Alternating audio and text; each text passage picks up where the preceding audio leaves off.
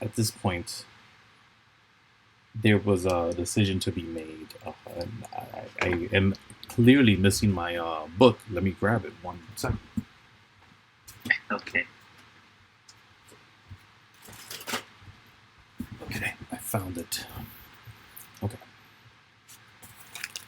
So I won't worry about that too much. Let's just worry about this part here. Where's my notes? Oh, very nice. So the Coin Master, they specifically tell you there's a couple options for you to do. Specifically, they say because the intent was, and remind me, Danny, if I'm wrong at all, um, was to get everyone out of the underworld, or whoever wanted Yeah, to that's leave out about of right. the. Yeah. Yeah, that's about right. Okay. So with that in mind, Fizz, um, in our last game, which I am now retconning and changing that. The new player that we had, they kind of just showed up and then left. I'm not really sure why. I had no explanation, which is okay. But what Fizz had ultimately decided was that she would check out the butchers factions to seek out these keys. The conversation was mostly based around these keys. Um, the Master of Coin, they tell you in Tenemal, the city to the west, where you would see the number 1 on the map. That city is where you could find um, the key of infinite splendor, is what they tell you. They tell you that you'd have to go to the courtyard in the sky.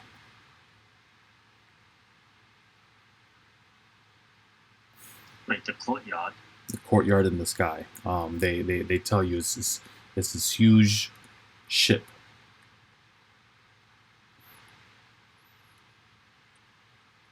Ship. Yes. So in the ship itself, the captain is in charge of the infinite splendor key, the key of infinite splendor. This is what he pulls out. This gnome, he um, grabs a whole ton of paperwork, and he pulls out a map, which is exactly what you're seeing here, which is how I'm exposing the whole map um, without prejudice. And it's clear to you that some markings have been remarked, some things have been erased and changed, and a lot of things have been written over on a new paper to say this no longer is there or this is there now. And this is what this looks like. The key of theft, it says, is lost. The key of truth, it says, is in uterna. The key of change, it says, is lost. The key of barrier, it says, is at the lift of life. The key of the dead, it says, is lost. The key of the key of mischief, it says, is in pardon me, it is in Indira. That is in the very south. I'll point all these out for you in 2 seconds. And then they also say the key of alliance is in Helios. The Tower of Helios is what it says on that one. And there's also, there are several keys to be found, all keys that work at the lift at Grenguana. So apparently, Wait, so what mhm, do all these keys do? all these keys, and again with the intent and all the information that you extracted from the queen, she's giving you all the information of the keys because you guys are her champions, carrying the pillars. She giving you full access. And when this master of coin, they're breaking down the best way to get out of the underworld based off of what the queen is saying is to use those elevators, and the elevators can only be accessed while with using those keys. There are several keys that are meant for each location, but there are also apparently many keys that work at the lift at Grenguana.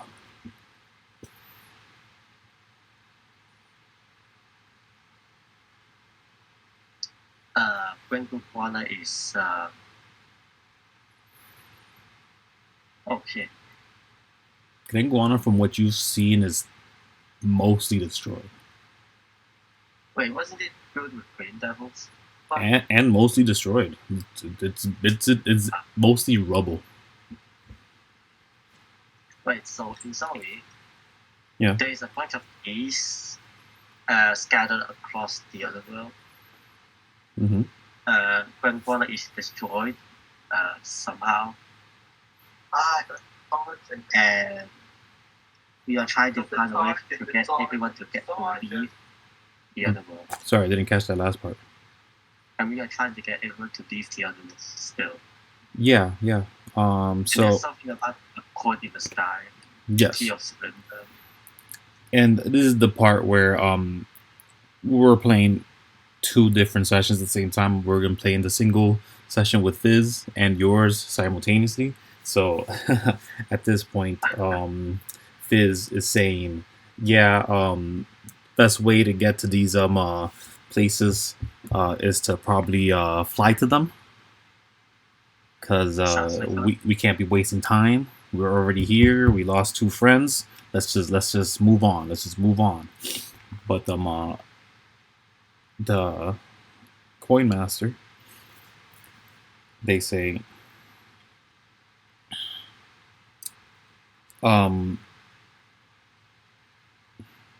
they say also, if you go to Calamine, if you go to the eclipsing night, they have the key of time, which that one is connected to Onus Serene, the lift at Onus Serene, the city. But the key of time is in Calamine. That one, and he's like looking at it, is like, that one that doesn't have any other reference. Wait, so why did they get the key then? The key? Wait, so why are they getting the key? The key is to just use the lifts. You can't get people out of the underworld without using the key. Each key is specifically located in the location. Wait, so the key is just to open the elevator to the overworld? It's just to use it. To open what? Is just to use the elevators. So at each location, there are several keys, and each separate location has an elevator themselves. So if you went to presumably Tenema, you'd find a lift there. So now our mission is just to go to every single spot to get the key and open the elevator now? Fizz is gonna say something to the degree of we should split up. Is there anyone that can help us in this situation? Is what she's gonna point at the coin master about. And then he's gonna say, yeah. If you want the most help, you probably might just ask the factions around in the city. They have flying vehicles all day long. There's several of them, large mechanisms that float around and travel. They control the whole area. Well, whatever is within the castle holds grasp, that is. So this and I would assume Ranza went to Calamine to get the key of time to go to the city of Serene to let's just say free the people of Serene there. Yeah. So Yeah, you could, and with the favor of the queen, any faction will be willing to help you. okay, so we started. Wait, we started here, right? Yes. And we can just say that everyone here has already left. So the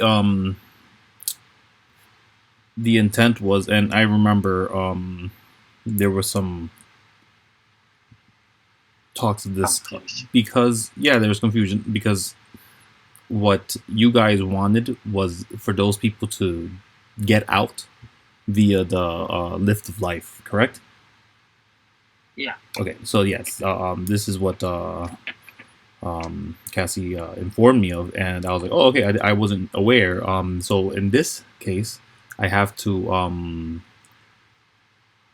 I, if you remember, there are people already at the lift of life. So the best thing I can do would have had to either have them focus on finding the lift of life, or finding a way to the lift of life, or clearing them out, or finding another way out of the underworld that isn't the lift of life, which is currently held by Gaiac's soldiers. But um, during your conversation with the queen, she has told you if you talk to Gaiax under her word, they should allow you to leave the underworld without any problems. Wait, so they didn't do that? No, because the best thing they could do is prepare to leave for when the lift of life is cleared out, or is or they'd have to work on clearing them out. And I'll double check on that. Let me make a note right quick. And since we're not there, we don't have to really worry about that too much. But let me see. Yes. By the way, just so you know, Yes. in the assets page, I can see all the assets for some reason. Okay, I don't know. I don't know where the assets page is. Let's see. Well, all those free assets? Yeah. Okay, that's fine. Doesn't hurt me. Okay. Okay. I'm not But I concerned. also see something like dungeon description got the feats or something. And I saw so many animals, which is kind of fun. Yeah, I see him too. Okay. Yeah, I'm not too concerned about that. Plus, it's not like I try to hide anything for you guys. And the only That's reason I roll in person is because I'm so lazy. That's fair. But I have the note down, and I'm gonna figure it out. I'm gonna check back to see on the recording I have with Fizz, because it'd probably be easier that way. Because I can probably just splice it or figure something out. I'm not sure what I'm gonna do with that. But Wait, so currently Fizz and Mondo is at Halloween, right? They at least arrived. Right? Wait, what? I'm sorry. Cassie, well, Fizz and Rondos have already arrived at Calamine at least, right? No. Sorry. They haven't gone anywhere. They're still there with you technically. Their intent and plan is to. In their possession. Huh? It's like in their possession. Yeah. That session was weird. And not much happened, and it was very short. Yeah, it's. Sorry about that. No. It's it wasn't your fault at all. I had the time wrong and everything, and then everything just didn't line up proper. It was a perfect disaster. But as they did decide, Cassie, they did decide what to do. So she decided, since she'll have less of a trouble with one of the factions, she decided to talk to those people instead. So she said, Wait, could you spell? Huh? Butcher's Guild? Yes. So she decides to go talk to a butcher's guild, which is apparently in this The Overworld? place. But I'm gonna give you the rest of the name of all the other guilds, so you can choose to see who you want to talk to. The Wait, no, wasn't the Butcher's Guild the people on the Overworld? So yeah, let me tell you. In here, in the castle hold, the Perennium Stratum's castle holds factions. You have the Takan, the All Creeds Collective, which the coin master they tell you is like that's probably the one you'd want to talk to. They have the closest connection with the queen. They're what she thinks is the elven court. They're not just elf anymore. But anyways, you could also go to the Ayala's Grace or the Rising Wings. There's also the Scars, or the Butcher's Guild. There's a new Butcher's Guild that is filled with people who are cursed. And then Fizz is like, that's where I'm gonna go. I'm gonna go there. I'm gonna go there. I'm gonna go talk to them. Come on, Alice, let's go. Kuiko, you'll be fine with Imandolia, right? I mean, you'll be fine with Dolly, right? Okay, bye. And then she walks away to talk to the butchers. Fizz figured Kuiko would just get in. Yeah, She's not wrong. I don't know. She seems tense, and she seems like she doesn't want to be here anymore. She wants to just get everybody out of the underworld, and if she has to split the party, apparently that's what she's gonna do. That's what we're gonna say happened. Never split the party. Yeah. You will be fine. Oh no. Okay. It should be fine. I have a white symbol here. I don't know why. Let me get rid of that. Yes. So she goes to talk to the butchers. There's apparently a butcher guild that's unsanctioned, but it is a guild here. They just started up. But the guild master looks in awe as Fizz walks away, grabbing the only flyer, the only person who can fly another vehicle. So that's problems for you, maybe, Kuiko. But yeah, he does continue. He says, "Well, you could go to the Scars, the Takan, the All Creeds Collective. Either one would be fine. Yeah, they'd be able to take you to whichever one you'd want to go to. Real quick, which one would you have decided to go to? Would you have gone to one or the other?" Probably the former, since they did say that one is the easiest department. Oh no. I mean specifically, which route would you have gone? Which large ship would you have contacted? Would you have gone to Tenemal or Calamine? Because Fizz would have grabbed whichever other one you would have said. Is what I mean. I mean, would Kuiko even mind? Yeah, like which one would you say though? Which one would you take? You want me to tell you? The Key of Time would be Calamine. The Infinite Splendor is Tenemal.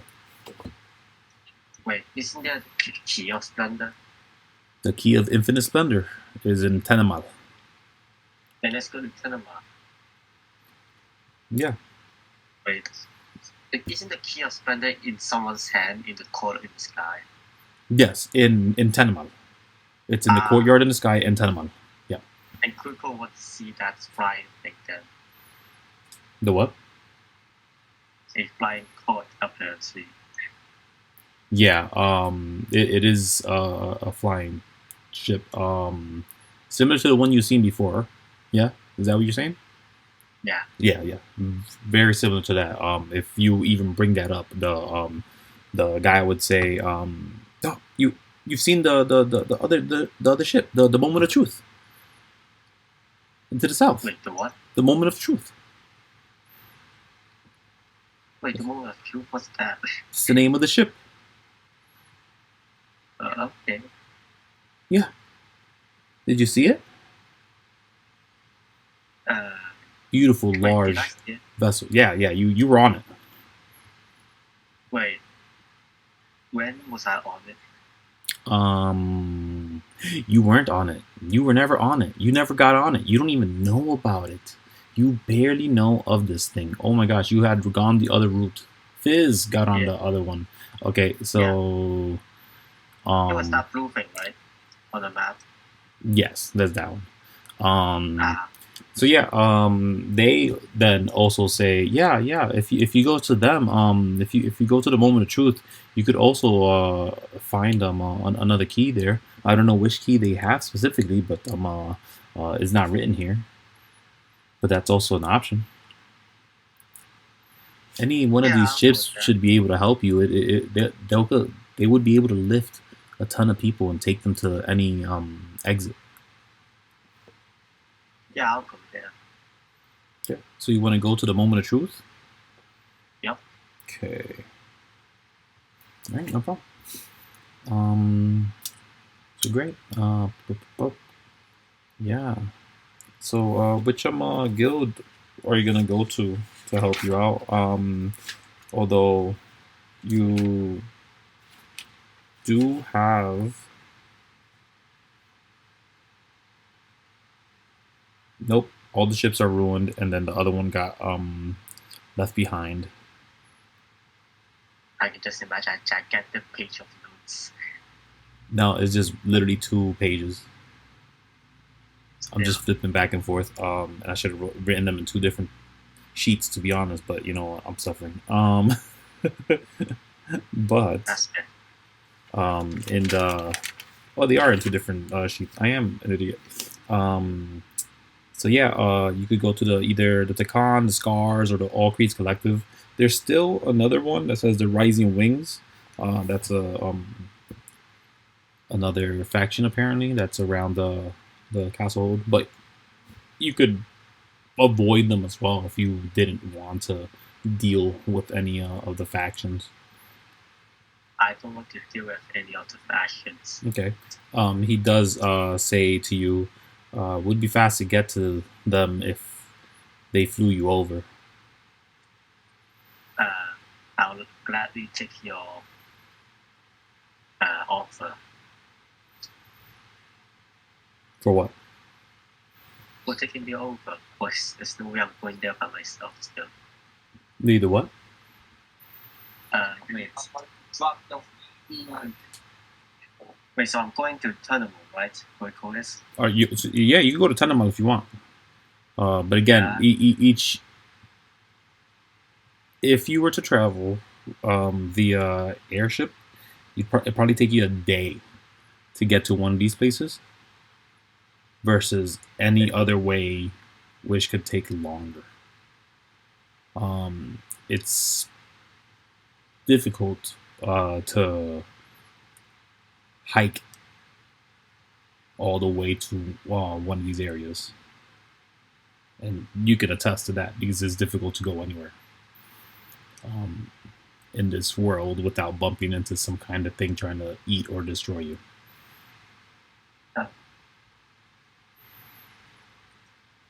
Wait, so I'm just trying to go to terminal, like tournament? Yeah.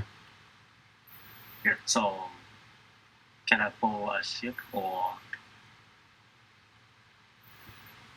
Okay, so so Alice is the only one who knew how to fly, and Fizz stole her. And that's the only ship that works. All the other ships, the 2 other ships that you and Imandolia presumably could get on, those would need to be repaired. So he takes you to the garage area where you find all the ships. You inspect it a bit, and yeah, you realize that both the speedsters have taken enough damage that if they were to get hit, they would no longer be fast, and they would presumably be taken down faster than necessary. Without repairs, it would be a problem. Is what I'm saying. So you could choose to seek that out as an option, so you could avoid other people. other factions, so you don't infect people if that's what your thing is. If you guys don't care about infecting people and you're just like, okay, time to pull the pants up because everyone's gonna get infected because you're gonna get out of this underworld anyways. It's dangerous here. That's a choice. Or you could just take the ships now as they are and hope and pray. I don't know. I feel like if I hope and pray, I'm gonna die. Maybe. Probably. So basically, I either get a guild to help me get over there or use the ship as it is. Yeah. You also know that your siblings are around. If you were to contact them, What? they have your siblings, your your step brothers, for lack of a better term. What? Your those Ixta and Digger. Yes. What? The ones who feel close enough to call you sister. They do have a land vehicle, which would be faster than walking, but not as fast as a flying vehicle, which could avoid terrain. That's another option. You know they're in the city because they brought you here. Wait, they are here, right? Yes, If I remember. yeah, they brought you here. Wait, then aren't we supposed to go with them anyway? They're still in the city. You could seek them out again. They weren't far from the inn. That's where you saw them last.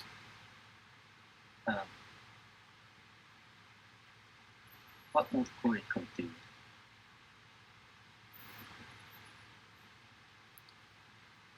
I'll just seek out these extra and Digger then, and ask them if they can give us a ride. Sure.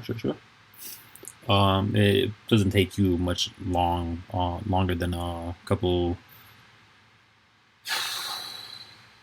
I say like 2 hours. Searching around the city. After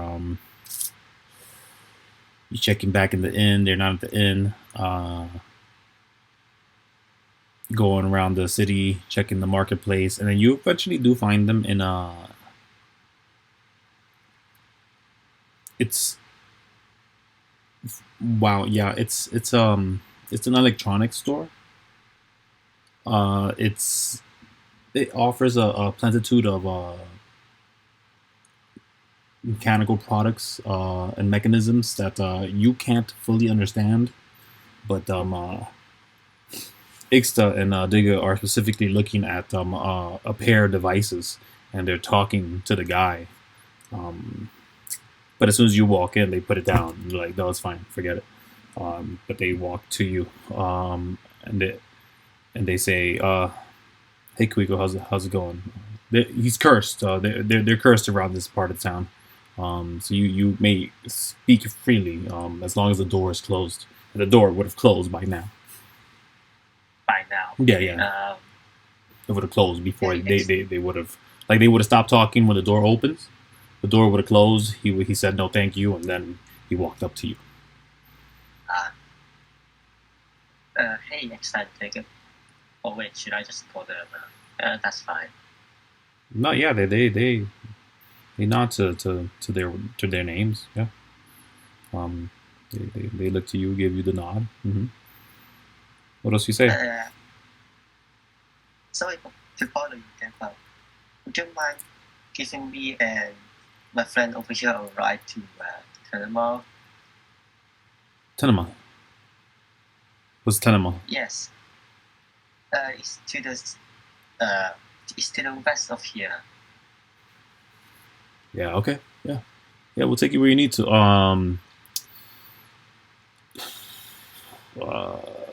Probably need to recharge the vehicle.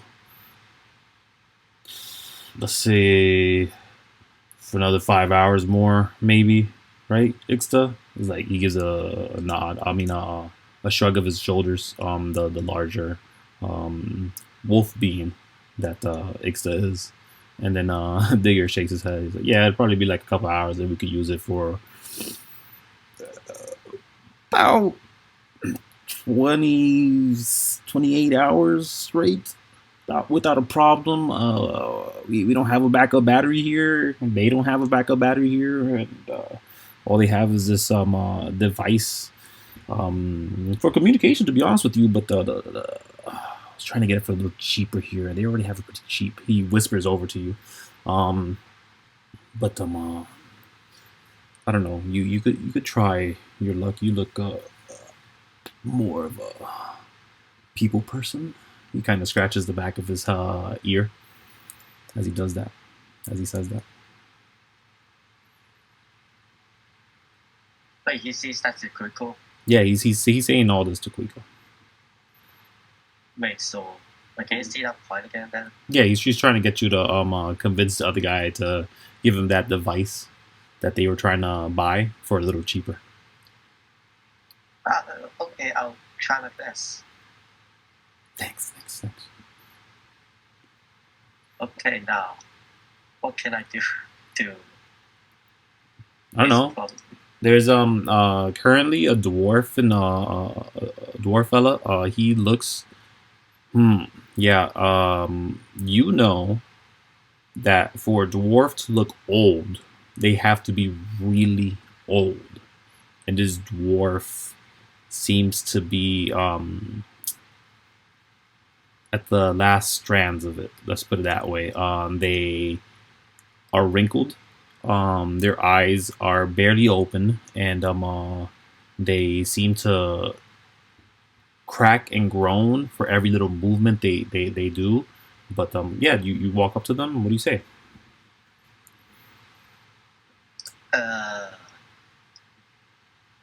Okay. Wait, this exactly a cool thing. I have no idea what to say in this now. Could you maybe lower the price of the device, please? And the price is the price. I can't change the price. It's the price. It's 300 or walk away, please. I don't have time. Quick question. Yeah. How much does the ruby and the pearl I have, and how did I get it? Ruby and the pearl that you have. I have no idea how I got it, but I have it. You have a pearl? Yeah, I probably have that information somewhere. Does it say the size of the pearl? Nope, it's just a pearl. Oh, okay. Then I know exactly what the size is. And what about the ruby? Does the ruby say anything else other than ruby? Yes, a ruby. Ruby? Okay, that's less helpful because that doesn't help me at all. Because I can't just. I forgot that. Rubies are very specific. I would say it's probably like a 5 gold ruby. Then the pearl would be probably about 20 gold worth if it was just pearl that I gave you. This, of course, would be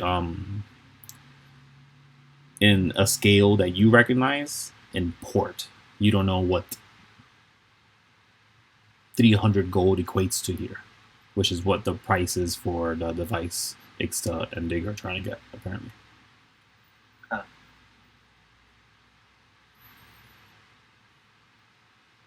I can already imagine Fizz just doing all kinds of shenanigans to try and lower the price. Maybe. You may use one or two or all of them. You may even I don't know. Give me whatever Kuiko will give. What would she say? What would she do?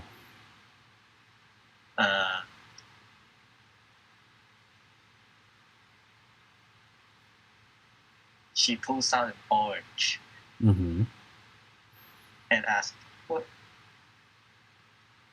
this be better? And she places the orange on the table. He grabs the orange and inspects it. He gives it a good look. How big is the orange? Like palm size?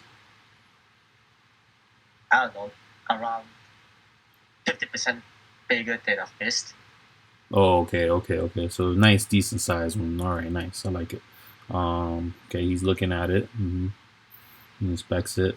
He sniffs it. Then he puts it back down.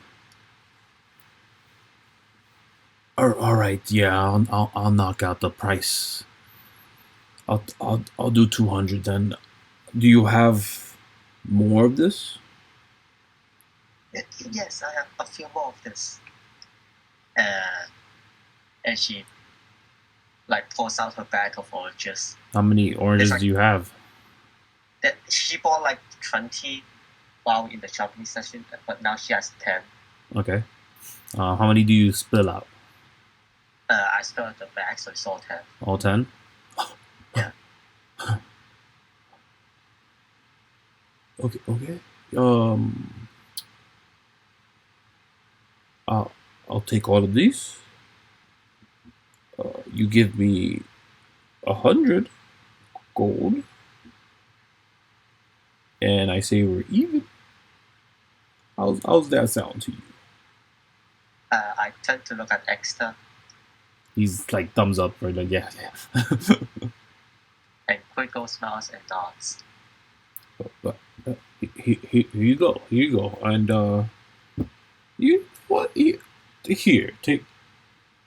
He grabs what seems to be just another set of the same exact thing, and he puts them together and he gives them to you. Just do me a favor, roll just roll a soft persuasion for me. Don't roll a 1. Yeah, you're good. Good to go. What he hands you is a device that is connected to another one. It's a communicator device of some sort. As soon as I'm It's a walkie-talkie. yeah, it is literally a walkie-talkie. He handed you a walkie-talkie. Yes. He grabs it.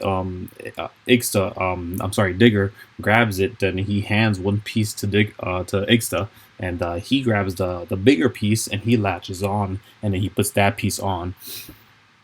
And then he's like, he says, yes, he says, put this on to whoever you want to communicate, whoever you don't want to lose track of, and within 100 feet, you'll always be in contact with him. Thank you for mentioning the range. I was going to test that myself. Yeah, no, it looks like the same thing that you could find in port. It looks a little fancier, so it might actually be a wider range. You might actually want to test it out, but I know it's 100 feet up in the overworld.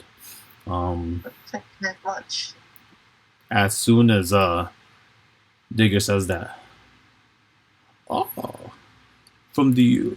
from up over there, I see. Rare to see people make it down all the time. You are new here? He looks to you guys, the dwarf fella, the old guy, as he's pulling the origins to his side. Yes. Okay, yes. Talk to the scars. They'll help you get around anywhere. They've helped me before. The scars? Yeah, the shuttle carrier and reconnaissance sector. They're part of the faction that helps you travel around. Very good. Thank you very much. Thank you. There is no way I'm remembering that name. Well, he said the scars. Yeah, the scars. Yeah, I remember that. Kuiko remember that. Yeah. So yeah. He also does say that he's gonna make more of these oranges. He's gonna try to farm them. Yeah. I have no idea how that works, but he doesn't either. He's definitely gonna mess up a bunch. That's fair. Orange rings for you. He's also in the underworld. He might need different things. Oh wait, I think I bought these oranges like on the surface. That I think about. Yes, you did. So They're not here. Not they do not oranges exist out here. He's never It's seen this literally thing before. it's an exotic fruit. Yeah, it is. For him. You just gave him I just bought gold. it for I just bought it because I thought it was funny to give Kuiko oranges to eat. It was amazing. Well, add to your inventory one of those devices because you got a pair. Ixta and Digger took one of them. You do have a quote unquote walkie-talkie, but that's not what it's called. It is actually called different word. I can't find it. Different word. It's a different word. I gotta find it. I don't see it. I don't know why I don't see it. It's okay. Oh, there it is. It's called a portable communicator. That's the same as walkie-talkie. I just called it a walkie-talkie in different words. Portable communicator. Yeah, okay. Oh, oh, that's hilarious. No, it's not. It sounds cool. Yeah, but it's 100-foot range from what you know, from what Digger told you. It may be different here because, again, Digger expresses that it looks different than the other ones that I've seen, and this one looks way fancier, which is why I really wanted it. Is what he says. But yeah. Where do you continue to? Do you bother the dwarf here? Do you continue? Do you berate him with questions? You may. I just try and help Xander to finish the repairs on the land vehicles, I think. Oh, okay. If she can, now that I think about it. Well, no, yeah. It's just time that it takes for the repairs to be fixed. They both have proficiency with smithing tools, so they're good in that front. And if you were to help them, you'd probably cut off an hour of that time. Nope, because they're already helping each other, so it doesn't matter. Yeah. So it would just be a couple more hours for their vehicle to be two things: fully repaired and full of energy. But yeah, if you want to take that time to like check out with the scars or a different faction, you may. Yeah, I'll check out the stars. Sure. Do you ask someone or ask anyone specifically where to find them? Dwarf. You ask a dwarf? Yeah, like where can I find the stars that you mentioned? If the captain isn't in the spill tankard, they're probably in the faction's walkway. And I wish I have more oranges now that I think about it. Yeah. He hands you one. He as he sees you looking at them, he's like, I don't need them all. Thank you so much. Yeah, he gives you a pair. Joy. He gives you a pair back. Okay. Mm-hmm. Yeah. And then I go and try and find the scars in the factions street. Yes, the factions walkway, as it's labeled on there, isn't far from you. Just let me double check and make sure it's not completely screwed up for me at this end. Yeah, it's fine. It's perfectly fine. 100% fine.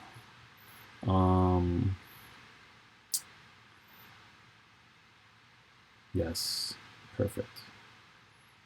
Let's take you to it. It's a sight to see, actually, because as is not far from where you stand, where the store was, this technology store, there is a bit of a market area, but that market area isn't the walkway that is told that was pointed out to you. So you avoid the market area, and you can tell, and it becomes clear to you that the area that you're in this area is meant for cursed people. There's a lot of signs that say feel free to speak. Cursed area. If not cursed, please leave or wear protections. And all of it is in these banners that are deep onyx black with red borders around each symbol, and the words in them are bright reds and yellows and greens and just pop. So to tell and inform people before even walking into this town that you're walking into the area where people are cursed and will be talking. Ah, well, it's easier to do this than to point at the book, I guess. Yeah. So yes, But since all these people are apparently already cursed, you may feel free to go through it. And this is what they say as the factions walkways. You don't know why they're all cursed and why they're all in this section of the town, but it is one of the closest ports to the west of this city. So you're already on the closest point from when you leave the city to get to Tenemata. oh wait, if I'm already getting help from Extra Digger with the land vehicles, then do I even need this guy's help? Well, you could ask them to see what's the best route, or see if their option is better. Like a map. Yeah, I don't know. Or maybe you could do a combination of the two. You help get the scars to help you out and bring the vehicle over, or have them also trail you the way they trailed you before, albeit they were way behind you when you guys left Gringowana too, to get past the actual Gringowana. That's kind of the reason why they were able to help you out, because when you guys broke through the tower of exit, they snuck around as well, and they also just kept an eye out to make sure that nothing bad happened to you. They seem to just be concerned, and which is why and their concern paid off a bit, because as you made the decision to go and divert Gaiax's group or whoever was training you to attack, they kind of saved your life and helped you out. So and again, I mean, the vehicle is 4 hours from being fixed. Maybe you don't want to waste the 4 hours. Yeah, I can see that. Well, Kuiko looks like he just asked around to find this guy's faction. Yeah, put yourself on the map. Who you ask first? Wait, do I start from the top or the bottom? Please, the top.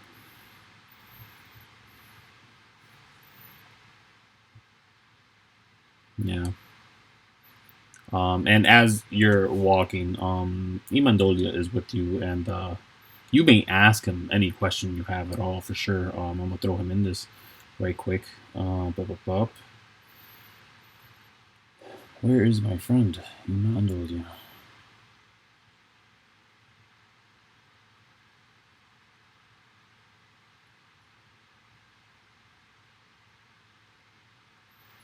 I can't ever see anything here.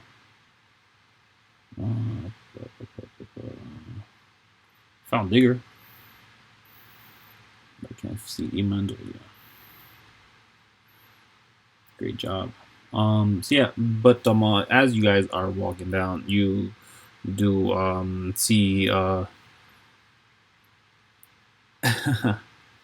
what you see is funny and odd at the same time for you, for Kuiko, because it seems to be that their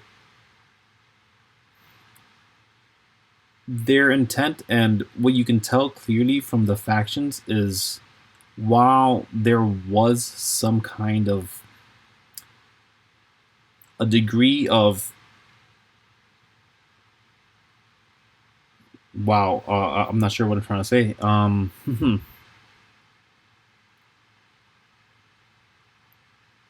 The factions, from what the Master of Coin told you of, made it sound like these things were prestigious and were meant to be specifically for a job or a task,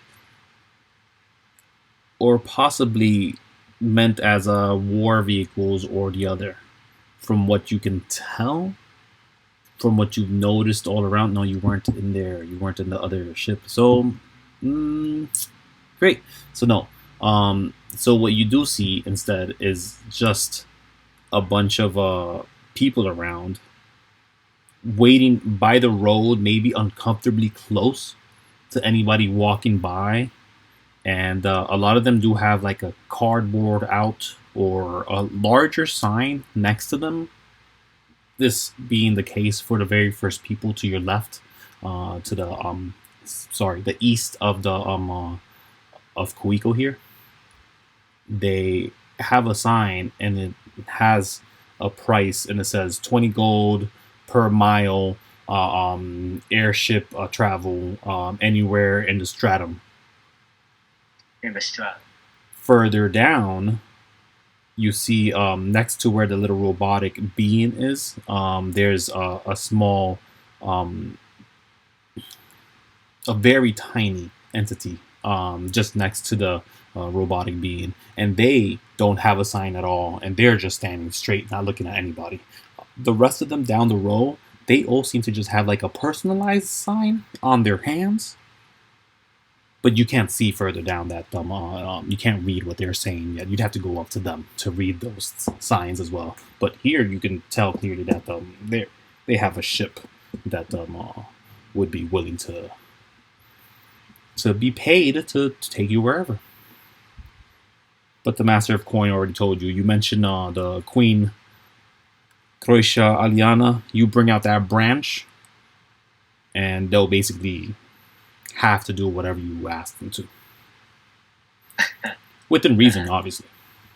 Different reasons. Yeah. Fizz would have done so much more. That wasn't the case. Yeah. In any case, I'll still try to find the Scars faction. Yeah. Even though so do you ask anybody specifically? Let's go in order, I think. Sure. Hey, do you know about the Scars faction by any chance? The scars. You don't need the scars. Come on, we'll help you out. We're the all creeds.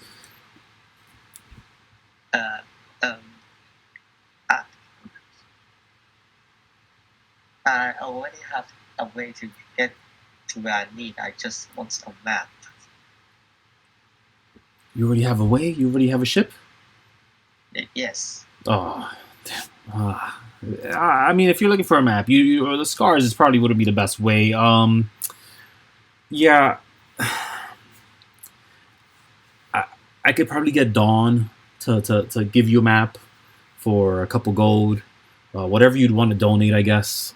Just go inside. And he points you to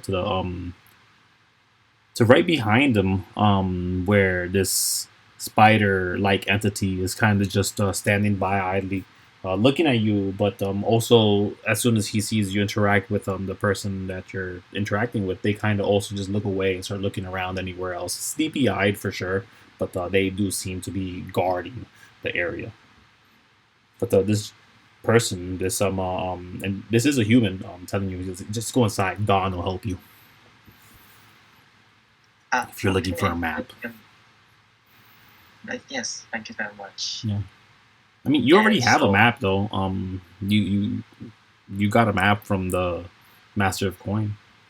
I mean, I'm still trying to find the best routes, right? The best what? The route. Oh, pardon. Yeah. No, go ahead. Like try and ask for information. Yeah. Go for it. So you go inside where he told you? He's telling you to go in. Yes. In this one right here. Yeah. Yeah. Go on. Let me reveal that for you. Takes 2 seconds. Up.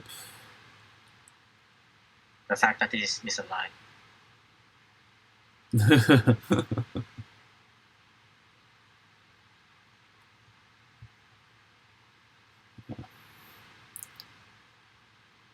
So as soon as you come in, you see that there's someone standing nearby. They are alerted to your entrance, but they don't react or do anything other than look. What does shake or stand is this robotic entity that kind of just rises, because gives you a whir, like, and it just rises. And once it does that, it just seems in alert and doesn't move from its position. Once the noise is made, the two speaking on the table, they are in the middle of words, specifically. Yeah, and then we'll just arrive, and as soon as you come in, that's as they stop. No, it's fine. They kind of put their hand up. The female elf put their hands up. Put their one hand up towards the mechanical being, which stops them short right there. They don't move forward, and then they say, "Well, welcome. Please sit. Could we help you with anything? How could the All Creeds Collective assist?" Wait, do I know about the old kids? Like, Yes, the Master of Point told you they're essentially what the Elven Court is. From what the Queen knows, they just changed your name because they weren't elves anymore. It wasn't only elves. It became a little awkward. It's like there's more than elves here. That's fine. If they're all elves, it would be completed. Yeah. Yeah. Hello, I'm trying to find help around the route to Turnama. Tenema? Trying to get to Tenema? Yes. That's funny. We're in the middle of talking about Tenema. Really? As soon as you say that, she grabs the papers that are on the table, and then she kind of just bends them so that you can't see what is on the papers anymore. And then she kind of straightens up and looks to you. May I have your name? I'm Kuiko. Kuiko? Do you have a last name? Yes, that is a great question. I am. Do I know my last name? You may create your own last name, but your mother's last name is Celador. I am not using that. I am not remembering that name. Okay. I'll just say, I don't have one. Oh. That's fine. And they speak without lowering their tone, but looking at the person next to them, who also is looking at you without a word. And they ask, "Do we know Kuiko we should be concerned of or worried about? Could they be trusted?" They look to you, this individual. They seem to maybe be a older human, closer to, and I'll be honest with you, Danny. Humans generally last about 200 years in my world. It's so far in the future that we humans have had to develop a little more constitution. Let's just say that magic changes humans or something. Well, no, it's just so far in the future that is actual fact. But this person doesn't seem as old as what you'd see someone in that state. To you, let me get an insight check. Because to you, this person, okay. To you, this person, they seem really old, but they do not seem aged. They seem to be near 80 years old, but already wrinkling, already tired, already slowed compared to what you're used to humans seeing. This is an odd sight for you to see. But regardless, they do respond. They do say, "Yeah, no, I don't believe there's any Kuiko we should be concerned with, but let's give this one a chance." At this point, can I just put out a branch and say, I'm just trying to get to the tunnel wall. Yeah, just a branch. You pull out the branch? Yes. They just seem to doubt her, so. Yeah. So as soon as you pull out the branch, the elf stands. They put their hands flat on the table, and they say, "Our apologies, champion. I was not aware. Oh my gosh." And as soon as she reacts, everybody is looking at what she's looking at, and then they immediately all get on a knee. Everyone but her. Not the robot. The robot doesn't care. She walks up to you and she grabs the branch and your hand, and she says, "It's real. It's real. Oh my gosh. Have you spoken to the queen? Has she awoken? Is she up?" Yes, she has. And I try to put back the branch before anyone else comes. That's why I'm trying to get Cannibal to do something. Garth, we are not in the presence of an enemy. We're in the presence of a true ally or true champion. Please, sit, friend, sit. She's speaking to Imandolia, who's also there, and I never got his name. But they get you to sit down. I'm assuming. And she starts showing you the papers that she has. Is like there's no reason to hide anything from you if you're a champion of our queen.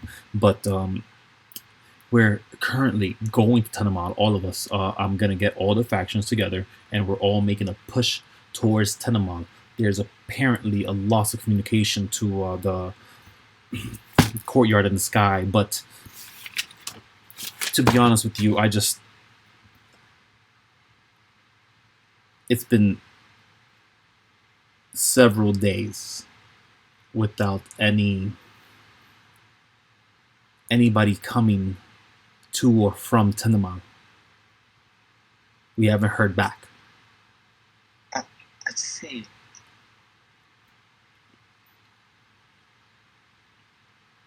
Will you help us? You said you want to go to Tenamon. Would you join us?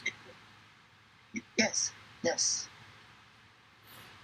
Thank you for helping us as well. No, you don't know what you just done. I am breathing easier already from seeing you and hearing you agree. It helps.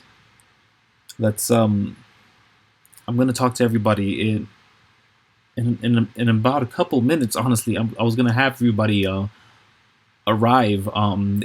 She looks up at a thing on the wall. It seems to have 3 different little lines connected to the center, and there's several numbers that you can read in Elven. All of them go around up till 10, and then one of the little arms or hands, for the lack of a better term, they just move faster than the other 2. But she looks up to this like, yes, it shouldn't be any more than a couple minutes, and they should arrive. But I'll get them now if you'd like, champion. Kuiko, champion Kuiko. This feels weird. Oh, I'm talking about as a player. Sorry. Yeah. I was like, yes, at least they are going to trust Kuiko enough. Yeah. You don't have to worry.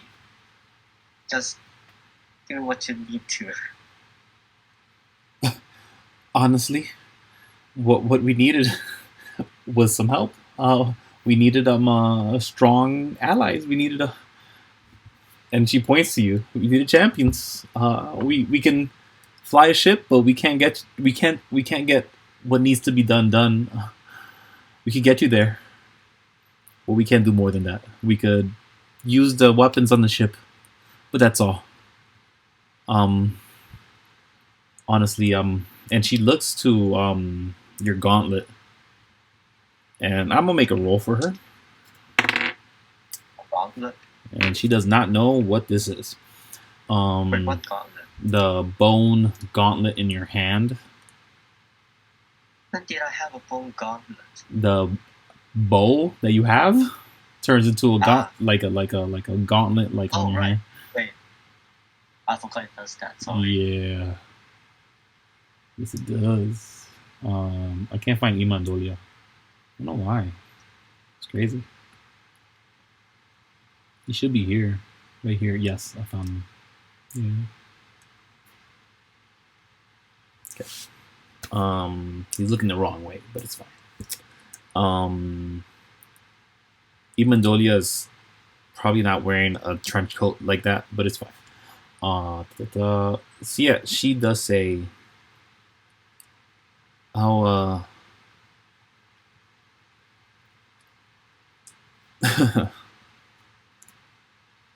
have Ruja check on all the other factions. Ruja, would you and the person who was by the door, they nod and they step out.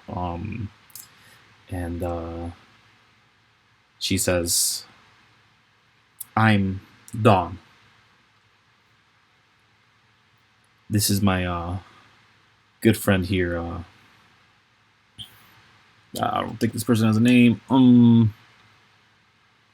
Yep. Oh, nope. His name is Colin. This is Colin. Oh. Yeah. I'm Dawn. This is Colin. And nice to meet you, Colin. Our friend that just stepped out is Ruja, and you don't have to worry about our friend over here. It's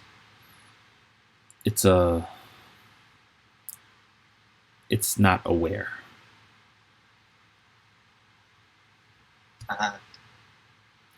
She points at the robot that's literally not doing anything besides looking at the front of the front door to see if anybody comes in, but it seems to not be concerned with anybody inside already. Yeah, it doesn't take much more than a couple minutes, 15 to be honest, and people start coming in.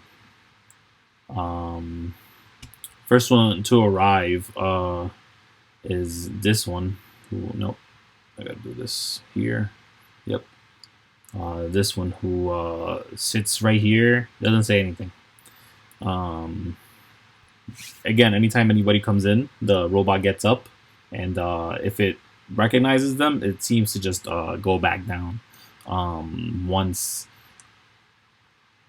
the other people walk in, you see that yeah. No, they don't come. It's them. They come in. They come in. They sit down there. Sure. And then them.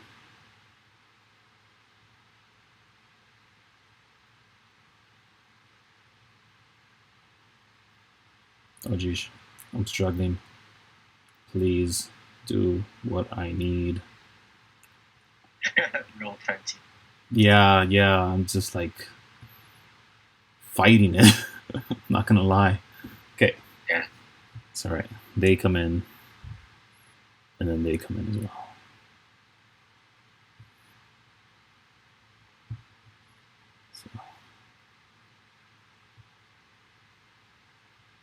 Sorry, they wouldn't have crowded you.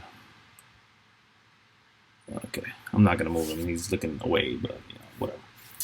So once everybody finds a seat, Dawn, she with a smile on her face, she says, "Welcome all, welcome. First, I'd like to introduce you to Kuiko and Imandolia. They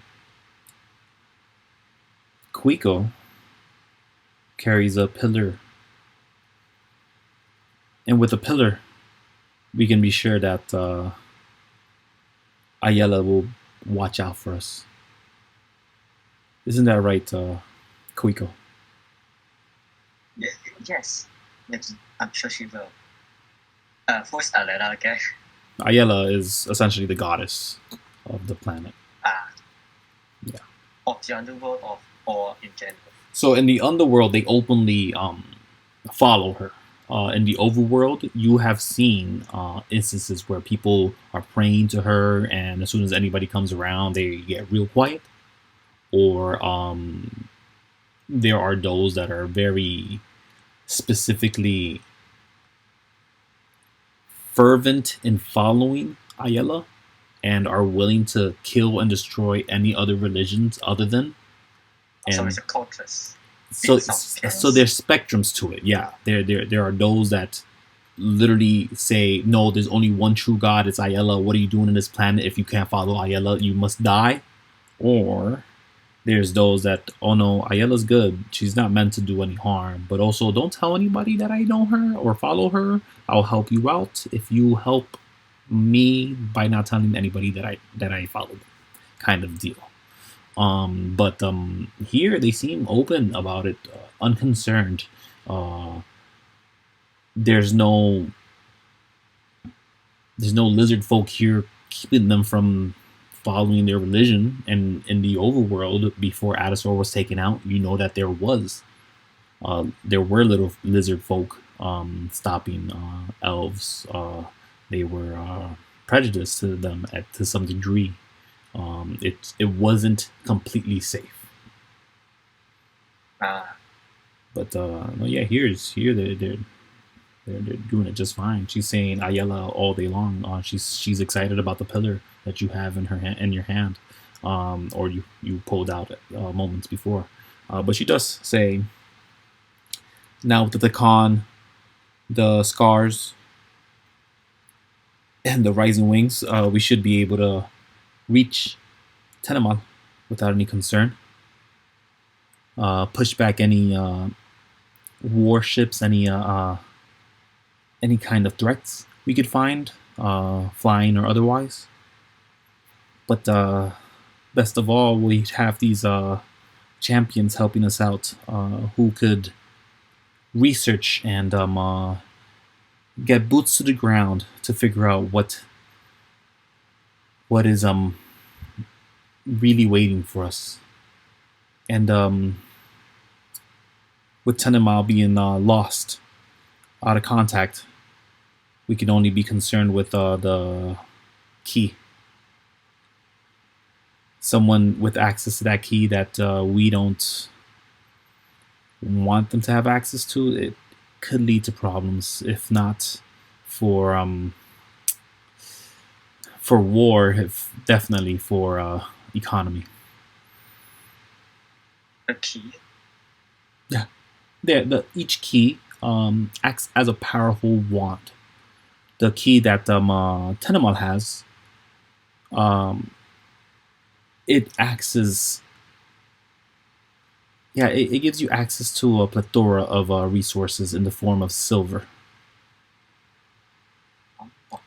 You'll see very quickly, and this is her still speaking, you'll see very quickly that the Silver Knights, although disbanded, still have a lot of silver on hand, and which is why gold is hard to find in the underworld, because again, the many years of silver that we've been creating through many years of use of the wand is also what powers the ship, the grand ship, the courtyard in the sky. Wait, so it's literally a wand making money?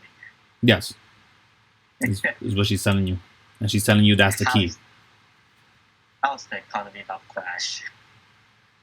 That's what she's trying to prevent right now. Wait, so they were going to get into Tenemal to get the key themselves already? Yes. So they lost contact with Tenemal. They're concerned about the key, and they want to just make sure that everything's all right. But since you're headed there, then obviously you could just take the ride. Yeah. And it'd be faster than waiting the 3.5 hours.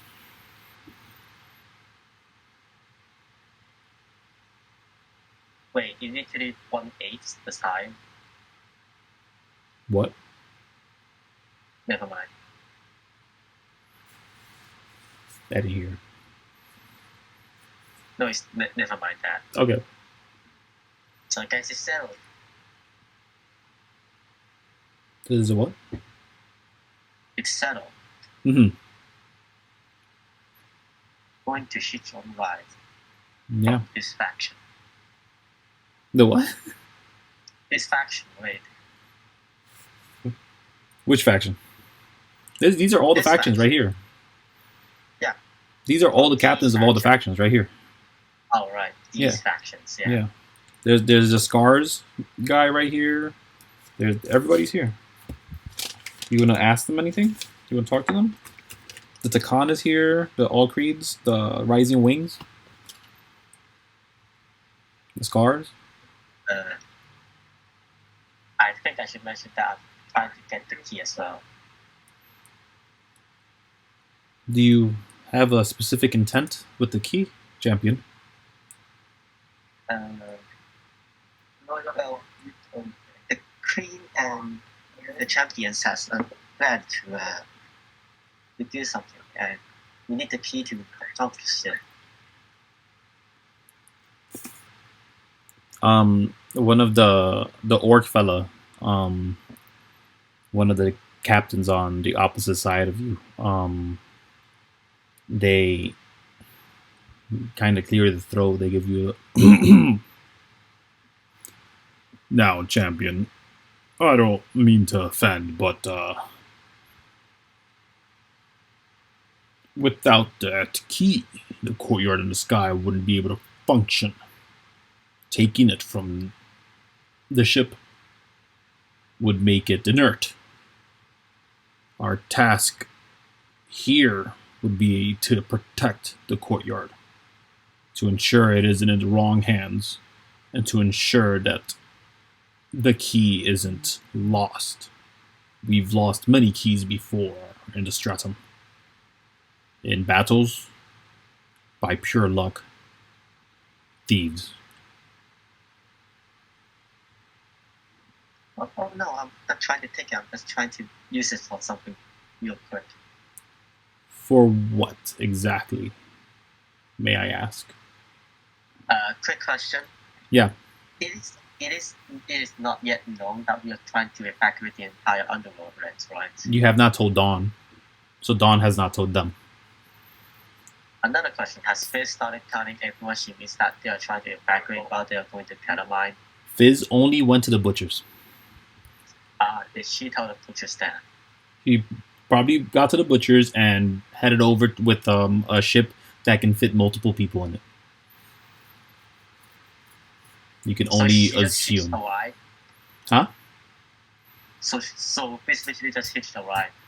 No, she has a ride. She took the ride. The ship that you guys made. Oh, right. She didn't need to get a ride from another faction yet. Mm-hmm. And it looks like the butchers isn't with the airship, so. And then Kuiko finally says, "We have decided to evacuate the entire underworld, the overworld. So I'm trying to get the key to open up the elevator to the overworld." Okay. Oh God. Okay. So the orc fella, he first gets up and he starts laughing. There's no. You're serious. Yes. He starts looking around. He looks to the one at the other end of the table, the opposite from where Dawn is. Captain, do you believe her? And the little guy, because out of everybody there, there's a literal 3 foot tall being with a large helmet on their head, and that's the one on the opposite end from Dawn. And their eyes just seem to be bulbous and encompass most of this helmet. It just seems like their um, helmet was shaped around their eyes, and then it fit perfectly on there. They run up all the way to you and just skid on the table, nearly knocking down all the papers, but they avoid it. It's just the air that kind of waves it about. But once he does get to you, he just looks to you. He's just looking to you with his large red bulbous eyes. Then he turns around to look at the orc, and he nods.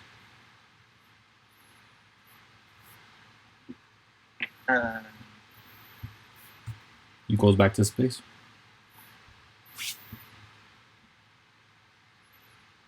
Yes, that's why I'm trying to get the key. If the captain's okay with it, I don't see a problem myself. You have our ship on your behest. Thank you. We'll follow your banner. That's a cool line.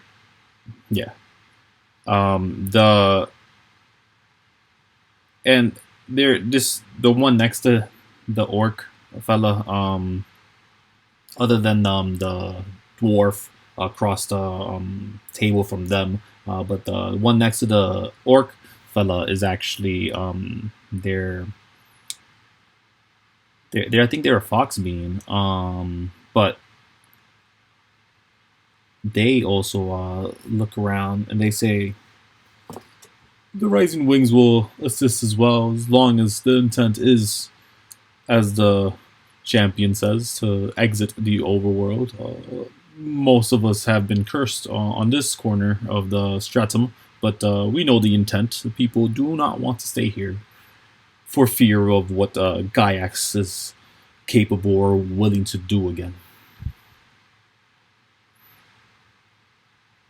Dawn speaks up and she says, "Then it's settled. Champion, when would you like us to vacate?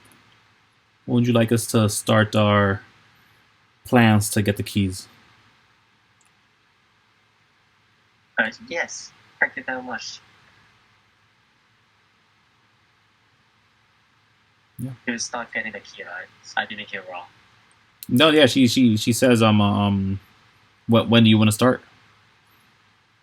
As soon as, well, wait. Until at least until my friends are done with the ship.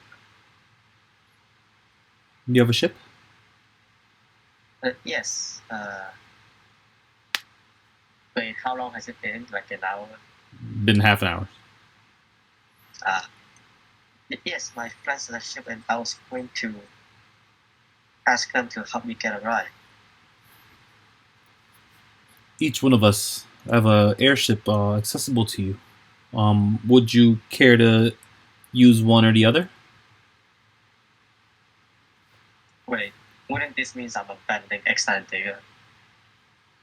You could bring them along. That's fair. Yeah.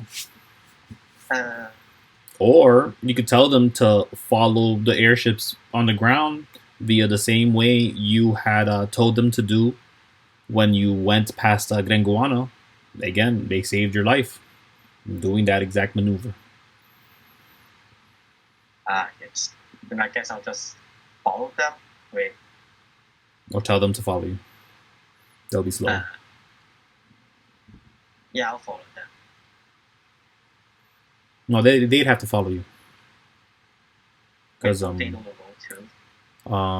well, if they're told the route, they could follow it. But if you're on the airship, you'd go faster than them. But they'd act as your backup, which is what they did last time. I'd appreciate if you follow us, just in case anything else happens. So you want them to follow you? Yes. on the vehicle. I mean, I'm going on the land vehicle, right? Yeah. Do you tell her that? Yeah. Yeah. Tell her. Yeah. Um, I'm I'm just going to find the ship my friends have, and I would appreciate if you guys can maybe give us backup. Of course, champion. What ship are you flying? It's a land vehicle, right? It is. It's a land vehicle, I think. I'm not sure about the specifics though. Oh, is it a fast land vehicle? It'd be very difficult to get around to the courtyard with just a simple land vehicle. Uh, Wait. I'll I'll ask I'll ask my friends. I'll ask my friends for that.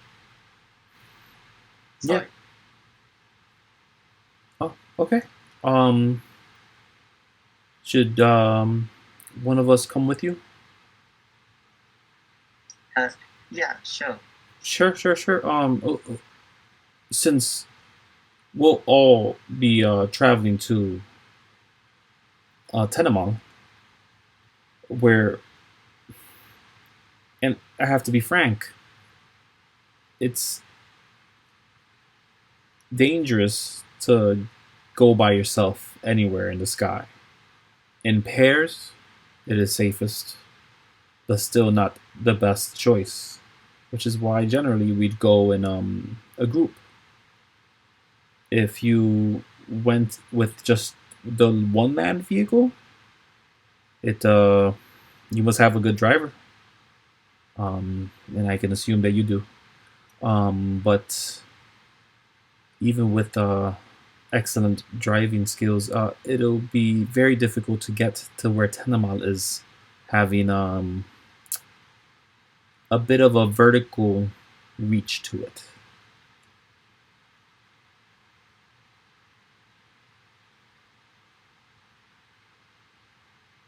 Wait. So are they just saying that it's going to be dangerous? No, she's saying you literally need to fly to get to it. Ah. Wait. The courtyard in the sky never lands. Oh, I have.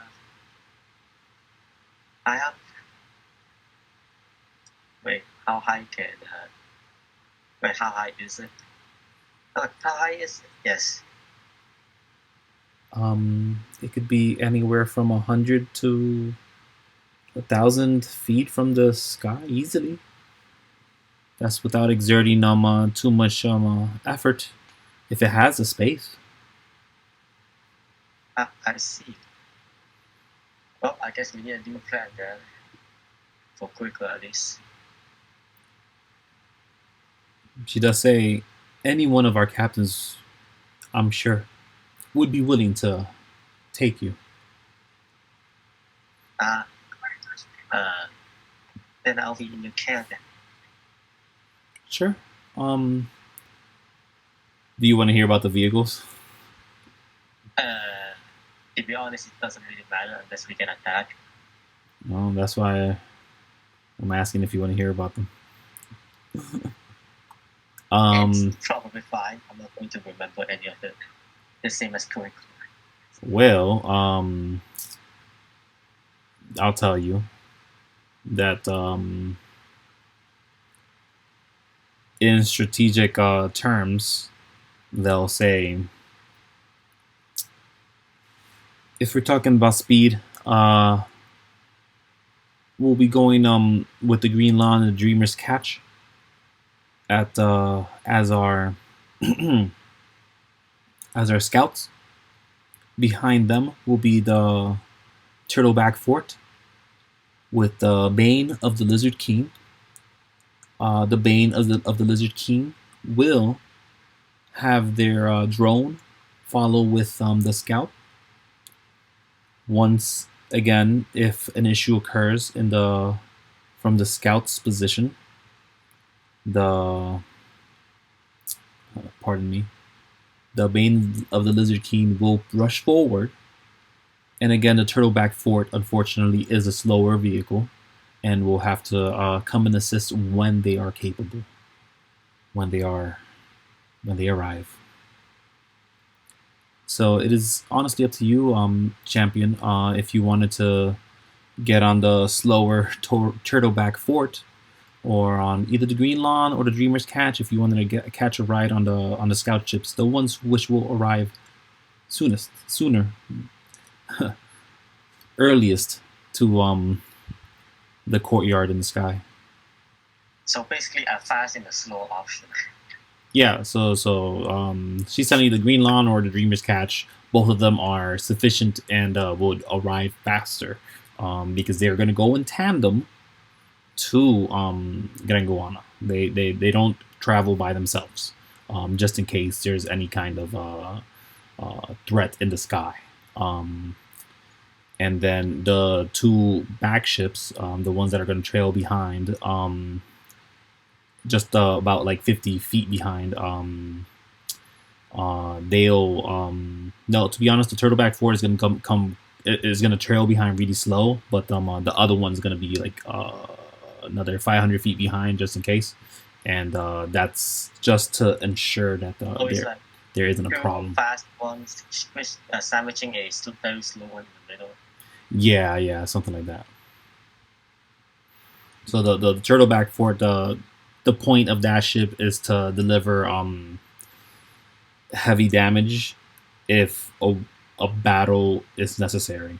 The whole point is to just retreat, and they're giving you the whole breakdown just like this. They're like, the whole point is to retreat. The moment where we come into heavy resistance, if it's something that we could just skip past, then we let our anchors know via a smoke trail to not follow with us, and then it would just be those two ships if they could stay together by themselves on the return trip.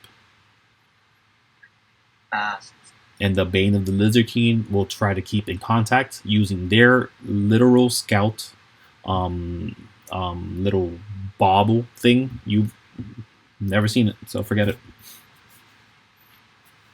You know what I'm talking about. Fizz has, but you haven't. Yeah. Well, I guess now I have. No, you haven't yet. You haven't seen it yet. You'll see in a bit, most likely, when or if you decide to get on a ship. You could just be like, you know what? I'm gonna get on my branch. The branch flies. All I need to do is do an action 50 feet. I'm just gonna get to the overworld. Screw all these people.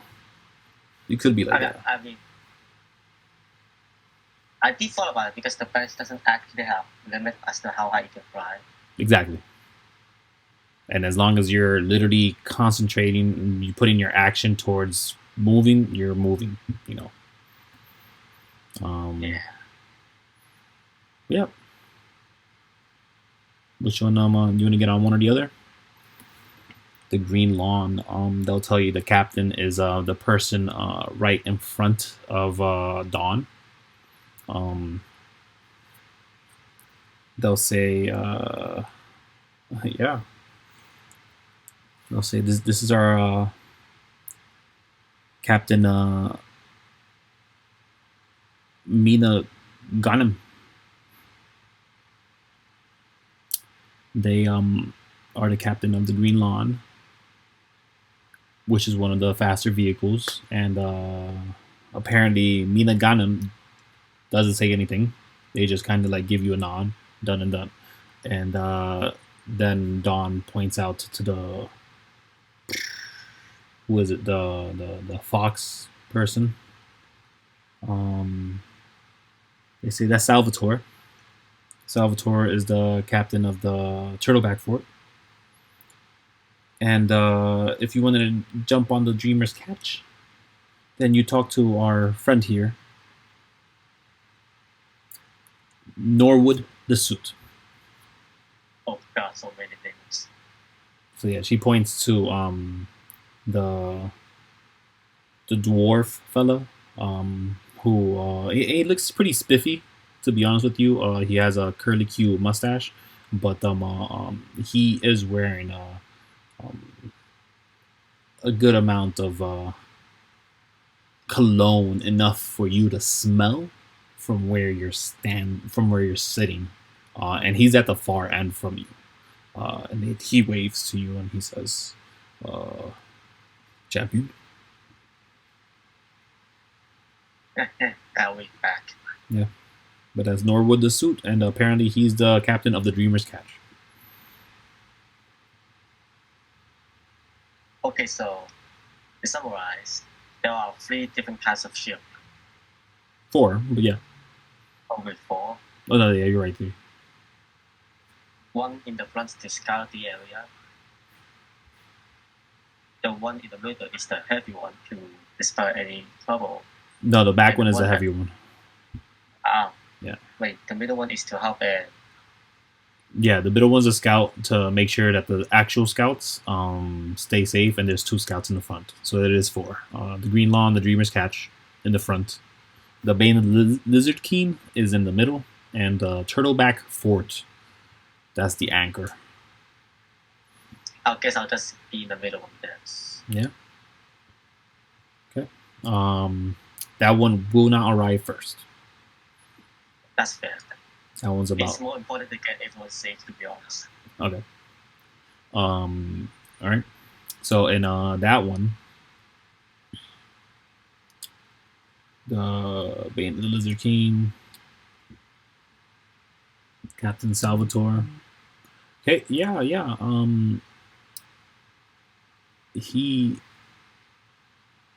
They tell you. Well, they ask you when do we want to start heading out? We're prepared. All the captains have prepared all the ships, and they're ready to go post haste. Whenever you say the word, they're ready to lift off. Like, already. They all seem to be ready. Like this has been a long time coming. Is apparently has been several days without contact with the courtyard. Must be serious. It seems serious the way they're speaking. Like not having contact with the courtyard seems to be a concern for Dawn specifically. While everybody seems nonchalant, I was like, oh no, she's probably blowing it out of proportion. They have that face. The fella Norwood, he seems a little concerned, and the other guy, what's his name? Colin also seems concerned, but he also was next to Dawn already, talking about this, so they probably just share the same sentiments. But well, how about we meet tomorrow same time? I have to catch up with my friend, and we still need to rest before a big trip, right? If a rest is needed, let's take it. But I don't think we should waste any more time than early morning tomorrow. I say okay. at 5. 5. Okay. That gives you a little less than 10 hours. Is that all right? Yes, that's all right. Yeah. Wait, it's 8. You don't know what time it is. Ah. You can't tell. The entire time you've been here in the underworld, it has not changed from literally looking like dawn or twilight. These people have a weird sense of time. Yeah, I mean, you see a clock that does not have a 12 on it. Oh. Like you see a clock and it does not have a 12 on it. You're like, wait, what? 11-hour time. Yeah. Yeah. I guess I'll go back and inform Extra of what I just did. Yeah, sounds good. You tell Ixa and Digger. Yeah. They say, "Oh, okay, great. Yeah, we'll follow behind. We'll be trailing even. Whew, excuse me. We'll be trailing even further behind than the anchor ship, but at least we'll always keep a track. We'll always keep an eye. And should should you take one of these portable communicators, one of these halves? Yes, I think we may need to communicate later on, and we should be close enough for them to work. Okay. May I see yours? I'll connect them. I take out my portable communicator and try speaking into it. But no, he asks for the actual device to take. Wait, I thought he has it. He has one, but he needs to connect them. Wait, okay, I take out mine then. Yeah. He takes it. He pulls out his tinker's tools, and he does open up both the pieces.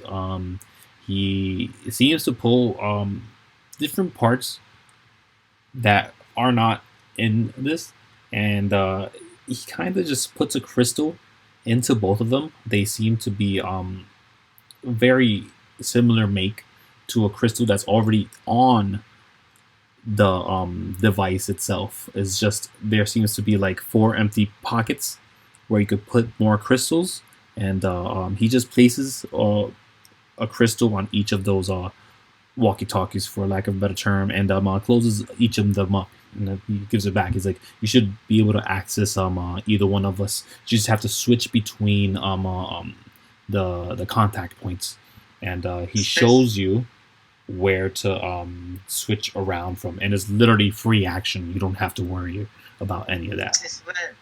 Since when did they make a phone in this world? Well, technically, you guys have seen this before. In the overworld, you guys saw someone like just look around and be like, "Hey guys, what's going on? Where are you? Okay, bye," and then like walk away. And then you also heard someone tell you that there's that's where I buy stuff, where I could talk to my friends with. But that was like last year. That was months for Kuiko and for Danny. I thought it was like 3 months. Yeah, yeah. Yeah, almost 4 months or something. It's been a while. But yeah. They're connected now. So you now, as long as they're within a certain range, you should be able to contact them. Yes, without a concern. That is including Ima and Dolia, who has the other piece of that. But he great. would not be able to contact them unless you have it switched to theirs as well. So you have the control piece. He has the I'm just a contact point. Yeah, which is fine. Yeah. So what do you do next? It takes them a bit to take care of the ship. To take care of their vehicle.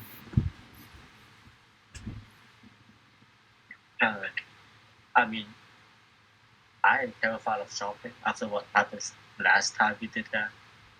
Yeah, sounds good to me. Then the morning arrives and everybody gets here. We could say. I pray to a successful and safe journey.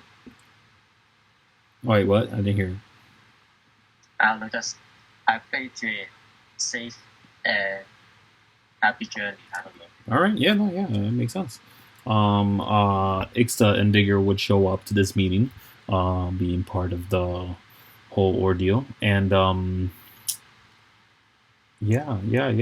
Do you have anything to add to their plans? They're essentially just gonna do the whole ship maneuver thing, and now they're gonna add to the anchor, because the slower ship is slightly larger, and the Dawn offers. She says, "Our captain here, well, Mina Ganem, they they can they inform me that they do have a bay on their vessel where they can stow away a vehicle. Um, is is your friend's vehicle a very large vehicle, or is it something that could fit in a decent amount of space, given the opportunity? Wait, how big is the vehicle? You've seen it. It's pretty much a van.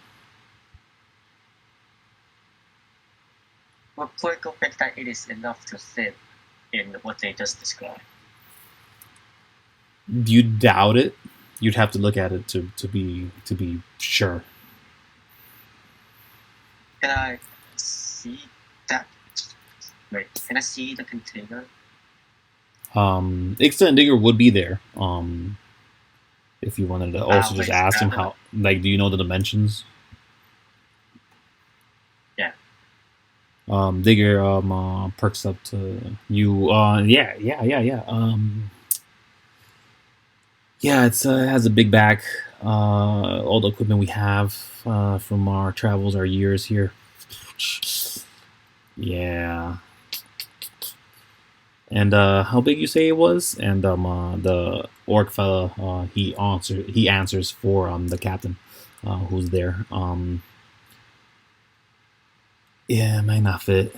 Again, we could check it out, like Kuiko was saying, but doesn't sound like it's a good option.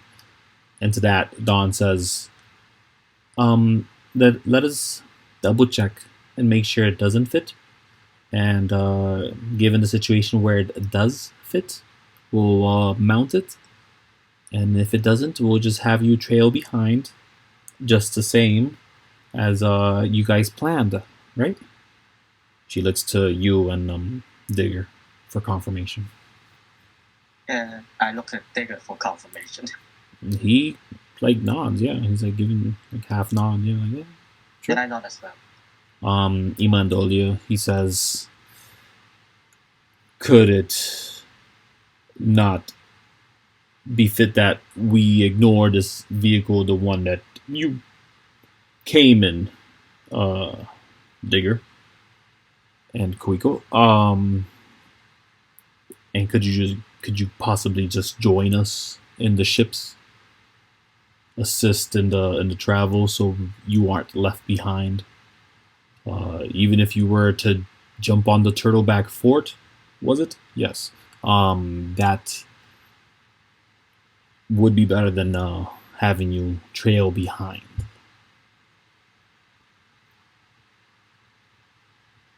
Wait, so he's trying to convince some Digger and Ixta to get on the ships instead of driving. You may say something. I think that it may be safer for you to go with them. With them driving? Yes. Given what situation would that be safer? Wait, so the land vehicle is either going to be indicated or not. If it is not going to fit, Digger will be driving it, right? Yeah, he'll be driving it. You can assume they'll probably be driving it because it sounds like there is a space for this larger land vehicle. The vehicle that Digger has, it's a bit larger than most other land vehicles. Like even the Juggernaut was a very small, while large vehicle. It was definitely smaller than this vehicle that Digger does drive around. But you were saying though? Wait, and they are suggesting that Digger shouldn't drive just in case. They're even though they're just suggesting it doesn't make sense to have someone drive when we have 4 good flying airships. That's what they're saying. Yeah, look at Digger and say, if we get attacked, we may not be able to help as fast. Something. If we're attacked,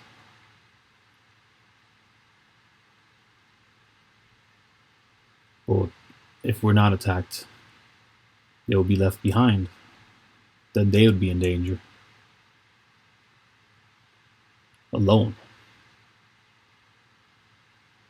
Wait, who? The land vehicles.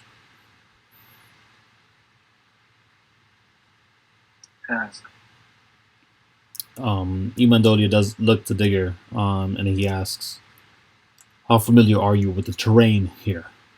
"I know I am not."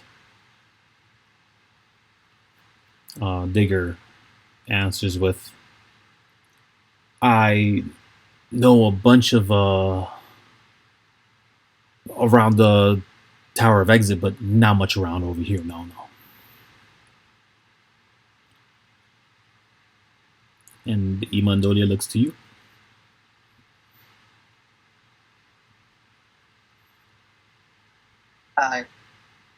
I guess we should. I still say that we should. Wait. Maybe let's say whether or not we should add the land vehicle to the cruiser, right? Wait, what do you want to do with the land vehicle? Wait, no. Like extra ship, right? There's 4 airships, and then the 1 land vehicle. Yeah. And the land vehicle belongs to extra, right? The Ixta and Digger, yeah. You're not sure exactly who owns it, but they're brothers, and they seem to share most all. And there's a suggestion that we shouldn't bring the land vehicle because we will be left behind. Yeah, they would be trading pretty heavily. Yes. Then I suggest that we try not to be too much of a burden and just get on the ship. We can also help them easier if we are on the ship with them as well. So you want Digger next to the get on the ships as well? Yeah. Okay. Do you want to put them all in the same ship? Put 2 of them in separate ships? Put all 4 of you in all the same ship? All 4 of us in the same ship will be easier. Sure. And you're all gonna get on the middle ship. Yeah, that's fine. Okay, I'm asking because that's what you told me earlier. Yeah, you could change your mind. You could say, "Oh, I want to be on the earlier ships. I want to get there sooner." And when we get there, you could decide what to do there. I have fear of going too fast after the Crane Devil incident. Crane Devil? So I'm not making that mistake. Which Crane Devil incident? There's only one Crane Devil going. The first one, while we are going down. Oh. But you were on a hovercraft. Yeah. That was a land vehicle, though. But it's still pretty close. It's still like underprepared or something. Okay. This time you have a whole bunch of help, though. There's a bunch of people. And actually, if you got on the earlier the scout ships, they it's 2 of them at the same time. But yeah. So you're gonna get on the Bane of the Lizard King airship. Yep. Great, sounds good to me. And since it's the morning, everyone's gonna head to the ships to essentially prepare to lift off. And you join them, correct? Yep. All right. Let me take you here. It is time to get out. And we're going to number 1. Tenemal. Yes. Mm-hmm. To the one that literally makes silver. To get a wand that makes silver. I wonder why they didn't call it the money wand or something. You wonder what? Why they didn't just call the money wand or something? It's called the Wand of Infinite Splendor. Sounds the same. Yeah, it sounds the same. Never mind. Okay. So on the map, it becomes clear to you that there's routes to get to Tenemad. You could either take the northern route, which would essentially just be, and I'll show you right now because I'm not there, but I might as well. Would be essentially something like, wow, roll 20, please. Draw freehand, please. There you go. Sure. So you could either go this way, or you could go under and around. And the difference between those two, I'll explain now. As all of the captains are standing in a row, deciding which route to take. All the ships prepared, and ladders having been flung down for everyone to climb up, and up top of these ships, these massive vessels that slightly larger than the Scrapper, but maybe not as armored. You can tell, because as most of these ships seem to be made up from earth, from the ground itself, as if a boulder lifted up, shaped, shifted, corrected, crafted to become whatever it has ultimately become. The Green Lawn has more of a glass exterior, while the Dreamer's Catch has flags and towers that seem thin and tall. The Bane of the Lizard King seems to have a huge turret that someone could sit on, and that has it's a nebulous ball that just floats and bobs up and down around the Bane of the Lizard King. And as soon as people arrive to the ship, that ship itself, the ball seems to float over to the scout ships, the two that are going to be in the front, the Dreamer's Catch and the Green Lawn. While the Turtleback Fort looks more like what I said earlier. It looks like it is a boulder ripped from the ground, and then they put a fort literally on top of it. And as you see this, everybody is kind of gathering around and deciding, so we could probably avoid the northern area it borders around. Specifically, they say, give me a second. Yes. I decided this while planning on how to get there. But no, yeah, this is just a simple decision to be made. But they say the northern passage, it's pretty close to bordering the Dragonlands, so we might want to avoid that. But the southern route, if we flew that, we would fly over Gaiax's territory. I'm not sure how comfortable people are about that specifically. Says the captain that of the ship that you're in. I mean, would it be faster? Salvatore. Either one is the same speed. It's up to you. We might bump into dragons on the northern passage, or we might be bothered by Gaiax converted people. Usually they avoid us traveling over ahead, but unless they have a reason to bother us, they shouldn't. So the south is Gaiax and the top is dragons. Yep. Then let's go for the south. Southern? Sure. Yeah.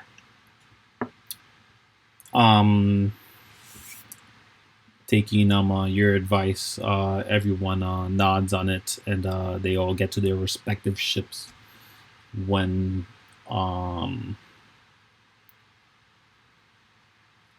you do climb up to the Bane of the Lizard King, you can tell that this ship, out of all four of them, seems to be the most metallic, or the most armored, for lack of a better term. And it seems to, yeah. It seems that you have one of these people wearing accoutrement of the followers of Ayala, clear as day. They follow up with you guys, seemingly part of the crew, and they smile and nod to you, but they rush over to this turret of a sort, and they get inside of the carapace of it so they could be completely enveloped with it. They close the door, and it seems that they just control the gun to move around just to test it, and then they let it go slack. Then they step out just to make sure that it was in functioning order. But I'll get us the ship now so that we use it as a marker. I have to find it. Which one's this one?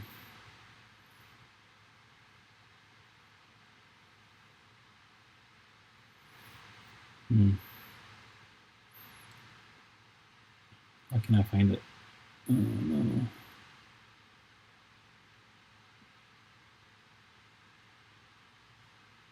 Yeah, I don't know where it is.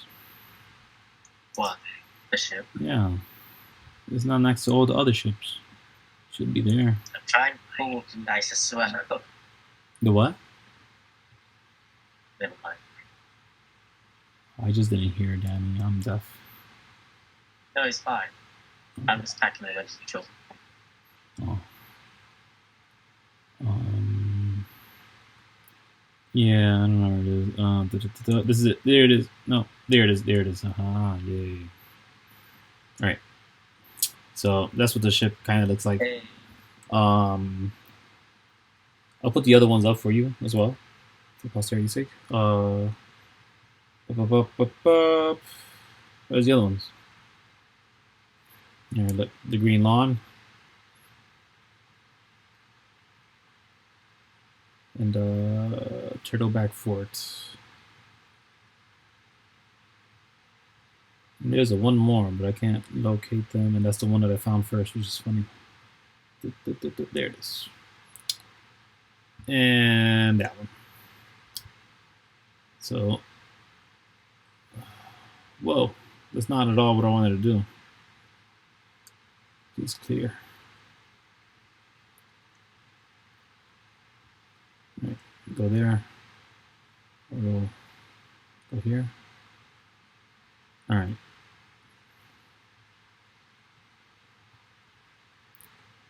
So that's essentially the position, just like this. Oh, God.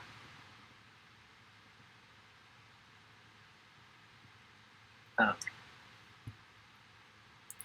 Yes. And we are going underneath.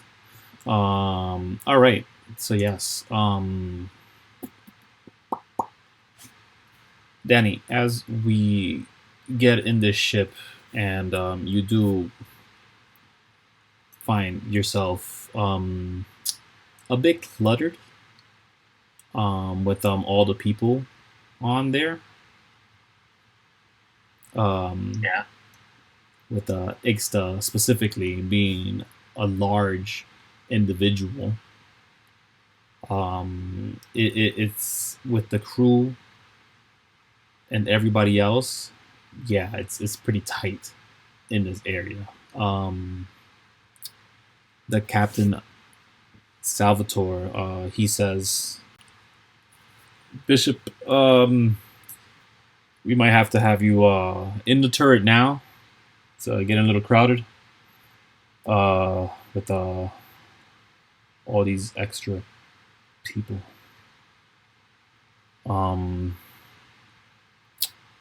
He's looking at the larger wolf being Yeah, yeah.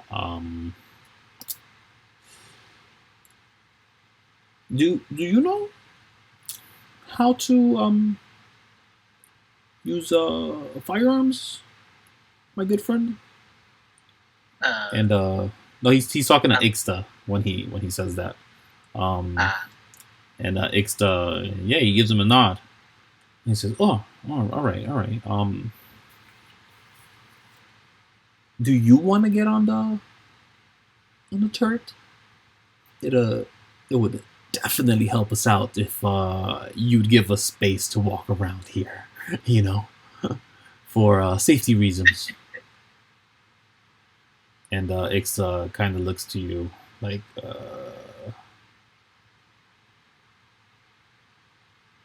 what should I say? I'm gonna say like, go for it or something. Okay. Ix he says, "Sure." I don't even know Ix's voice to be honest with you. Sure, I'll go over to the turrets. Um, I'm gonna retcon that he sounds like something else. Because I don't know who the hell made that noise. But yeah, Ixa does Sounds go like to the turret. Yeah, I think he sounds more rough or more gruff. I don't remember. I remember Digger actually speaks. That's why.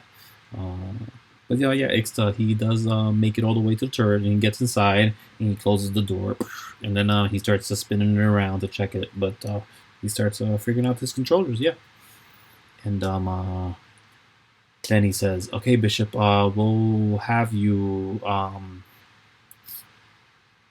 we'll just have you inside then, um, and you'll assist Mark here.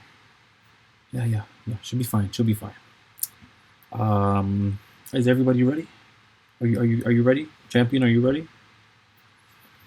yes. Um, he looks to Imandolia. Give me an insight check.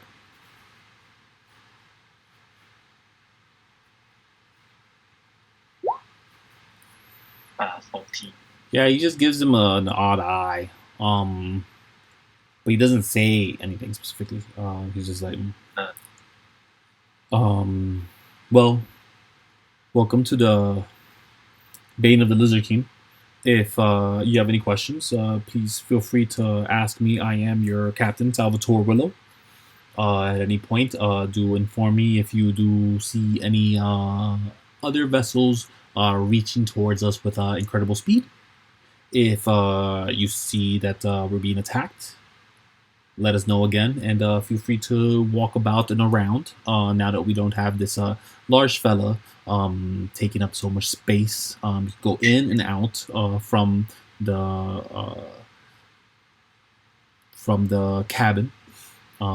There is specifically like a bit of a large cabin exterior where you can see through most all around in a 360 view. But specifically, there are these panels over the front of the ship where the controls are, and those panels just have like kind of wow, and I hate to say it, but it is kind of like holograms of like of the area. So is kind of like a hologram of the area. it's a Star Wars thing. It's not really the same thing. It's more of like a flat thing. It's very flat and it's just showing you the positions of the four ships. So you see the positioning of the four ships, and that's all the displays. That's what it is. That's all it is. And but that you could see them interact with it, and they even shift it so that it feels like it's angled for them better. They're like fixing it like if it was a rear view mirror. And they seem prepared and ready to fly this Mark fella.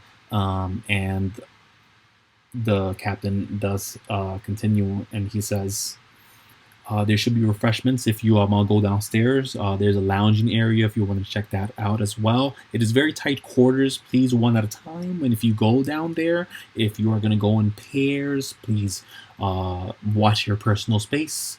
We don't need any kind of those problems here. In the Stratum, everyone is very open and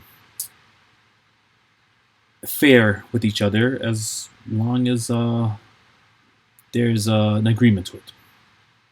Are we understood? Is everyone in agreement? So it's just like a hotel or something now.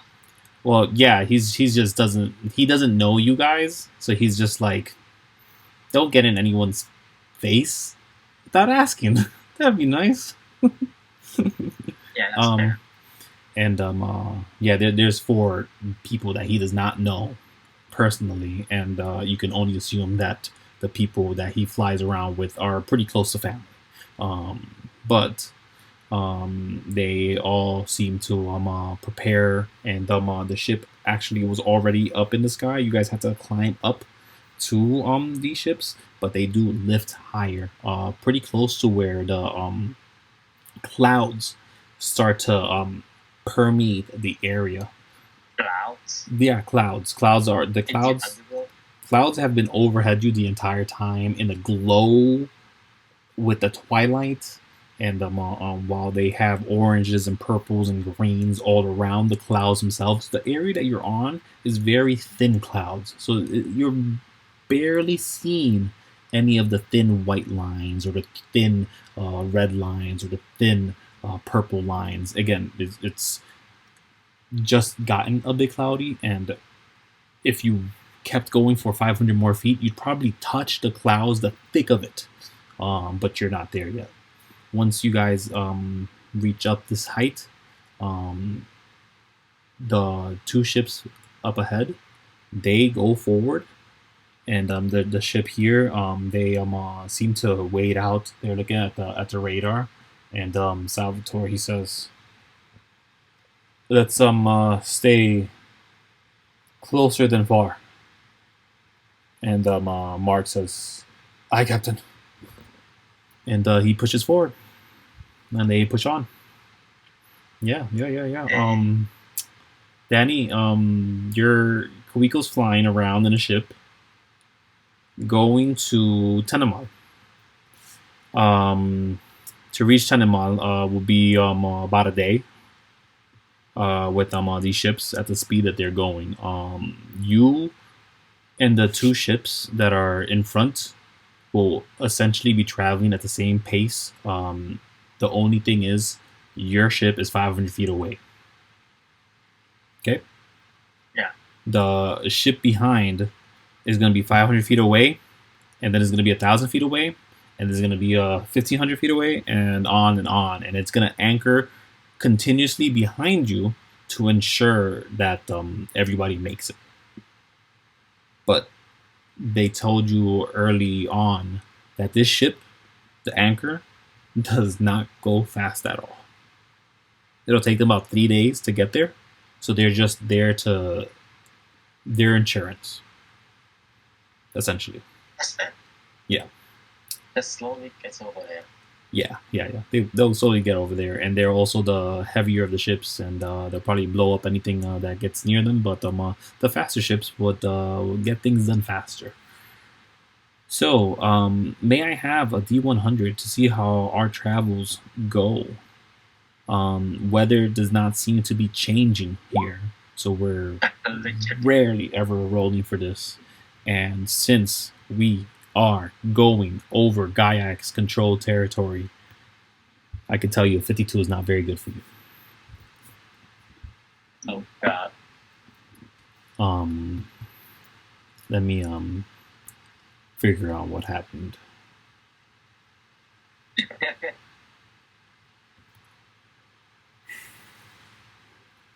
Tenemal. Okay.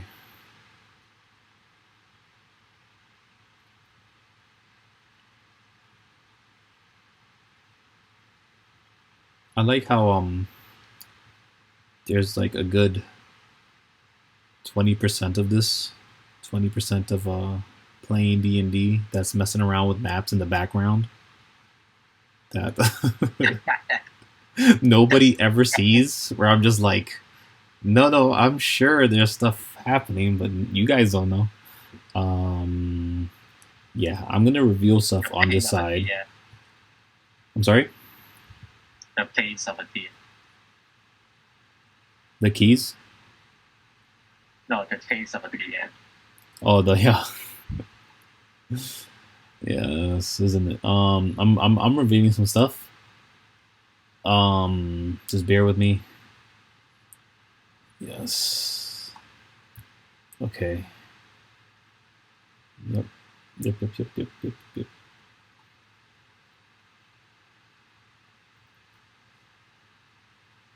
Okay. Yeah. This is just happening.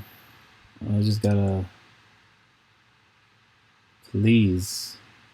I need you to move where I need you to move. Okay.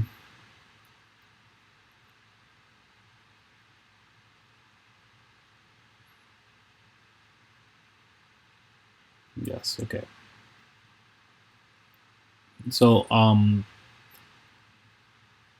when you're flying, right, it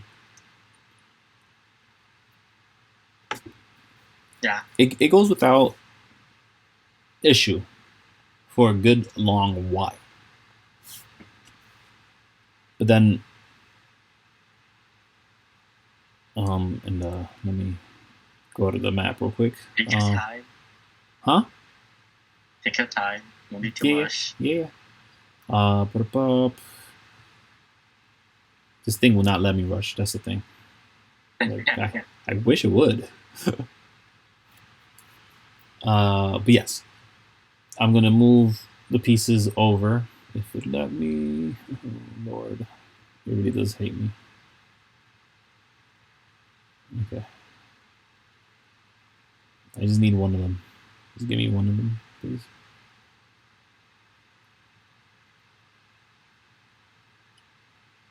Okay. Yes, thank you. Oh Lord. All right. So right where you are is where the concerns start happening. Because as you're traveling over this city, it becomes clear to you just about where like the hexagon right before you where you are right now. That this is a pretty massive city that is located just west from the perennial Stratum castlehold on the way to Tenema. But and I just want to make sure I just want to scale this right. Oh yes, 100%. Perfect. So now we can play. I'll take you to it.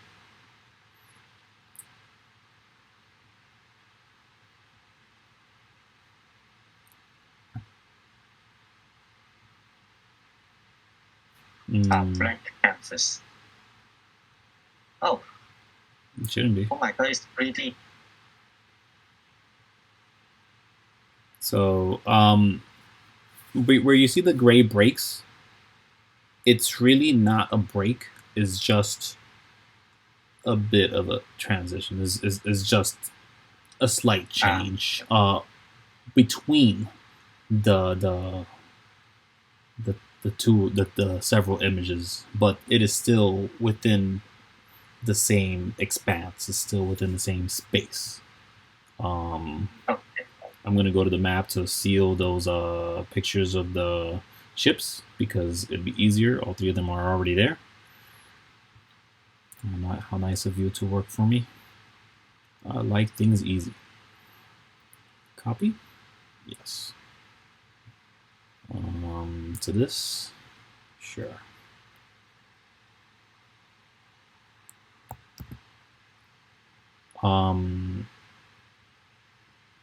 And while we're here, you know for sure, Kuiko is aware that she doesn't have to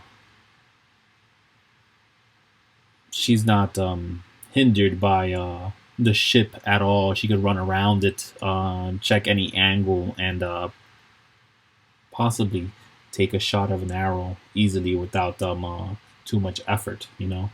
What's happening? But and I'm just fixing the sizes right quick. It's 20. There we go. Yes, the sizes are definitely not matched.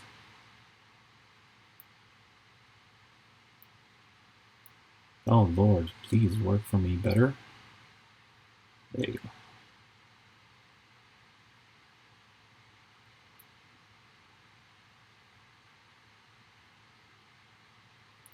So it's about where you enter, specifically the ship that you're on enters the space, while the other ones are deep in it already. And Okay. in front of you pops out a vessel which seems concerning to you. How so? Well, I'll pop out the vessel right now. Just give me a second. Let me put everybody in the positions that they were in. Roll me a d6 so we could properly define where you were. What? Oh, 1? Yep. Okay.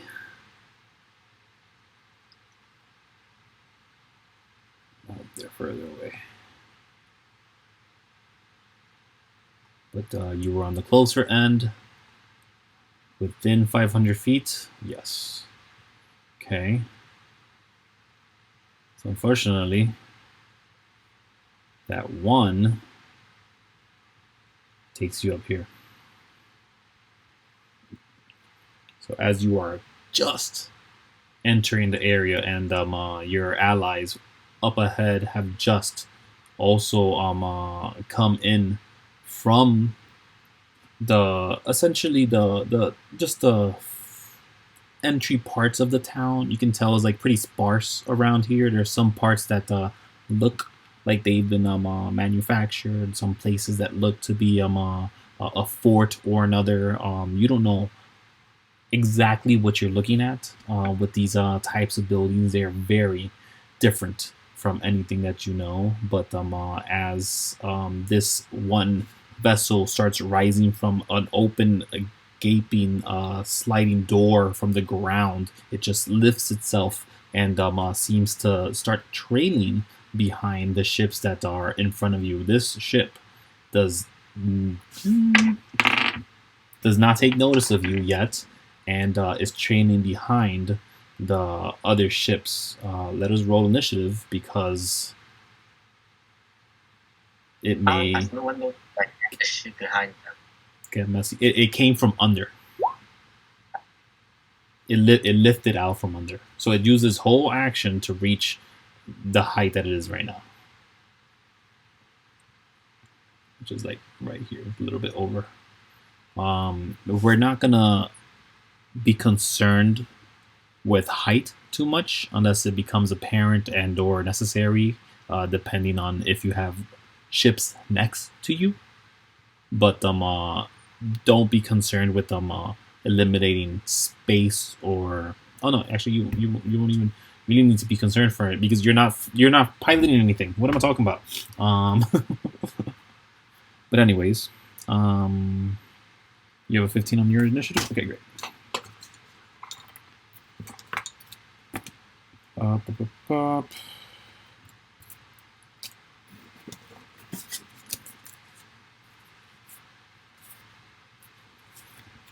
Okay. Oh wow, I really don't have that ready. Great. So I'll just do this here. Oop, that's not good. Oh no.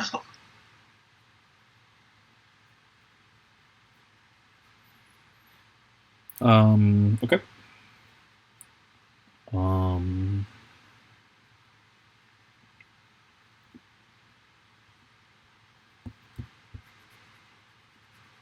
Oh, okay.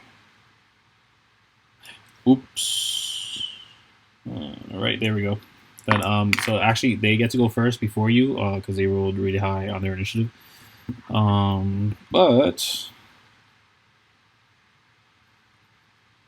yeah, let's just do that there.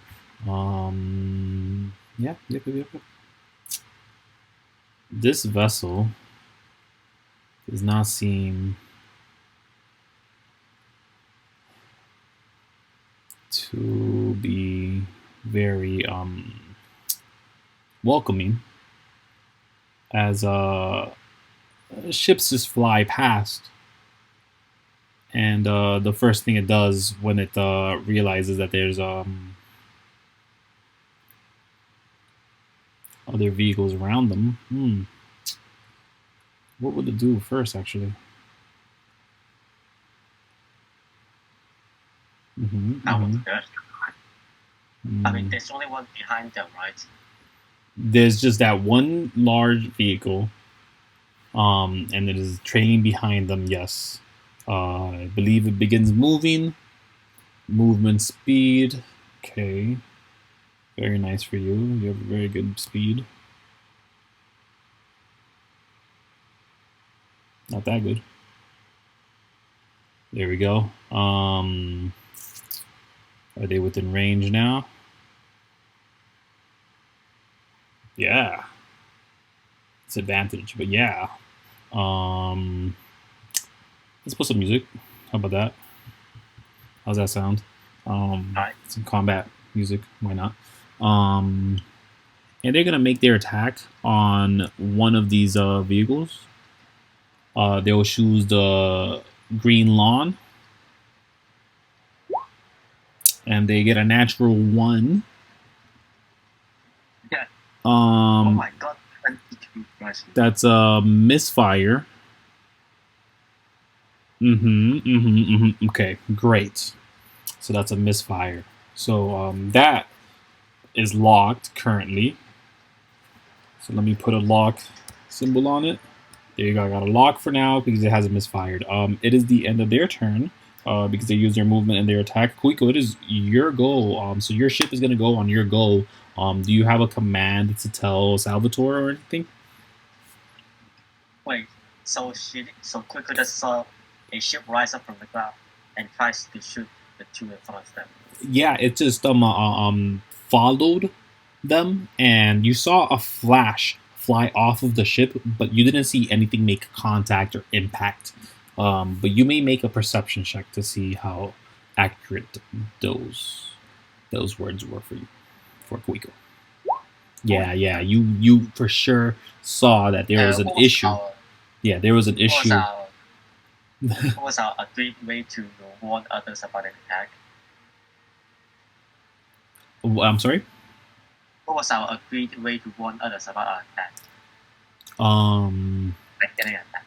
There's no agreed upon way. It's just more like the safety in numbers deal, and also not be too close together.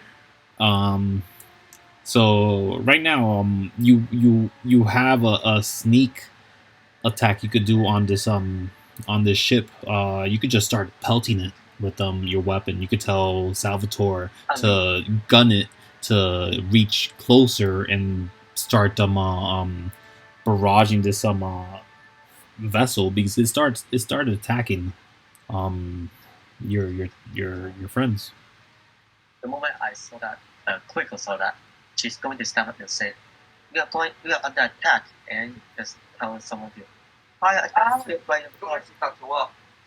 behind them. It just points at the ship. Yeah, okay. So telling them to move up. Okay. It is their goal, so what happens here? Nope, I have the wrong tool on, that's why. Let's go here. We're looking at not that one, not that one, not that one, not that one. Bane Lizard King. Bane Lizard King is not that fast, but it does have a 40-foot speed. Better than nothing.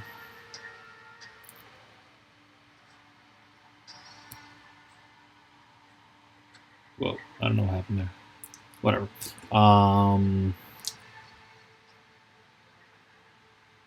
What's going on? Oh yes. So then we're here.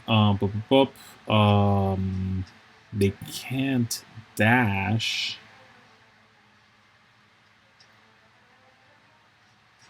But next to the other vessels, Salvatore yells out real quick, and he says, "Okay, time to get the drone. Get the drone. Get the drone." You see the other guy who didn't go onto the turret. He goes over to a panel and he starts controlling something that Salvatore was messing around with earlier. But he is focusing now on flying straight.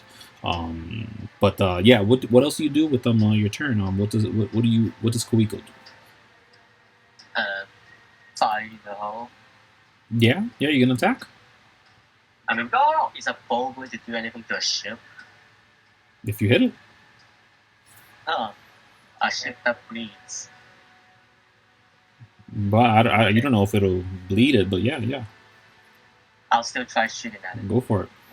Like aim at the window or something. Sure. It's a massive thing. And that one. That one, yep. Make another shot. I'm alright. 18. Yeah. 18 misses. Oh, Jesus Christ, it's that easy. Yeah. Do you do anything else? Not yet. Okay. Let's see. These guys here. The turret, not in space. The eye in the sky, not in space, but we'll get there eventually. Up.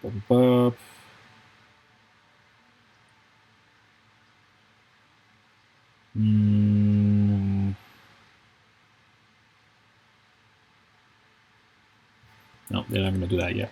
So yes. Once that's done, the other ships are going to move along because as they're seeing this bit of a mess, you watch as first of all, the Dreamer's catch becomes blurry in all sense of the word as it starts dashing forward to get away from the ship in front of it. It does just a bit more than that. 120 feet. Using his action. Nope, it uses his movement. It uses his bonus action to dash. And that's it. And the green lawn actually flies away, as this one has the capabilities of dashing twice as an action.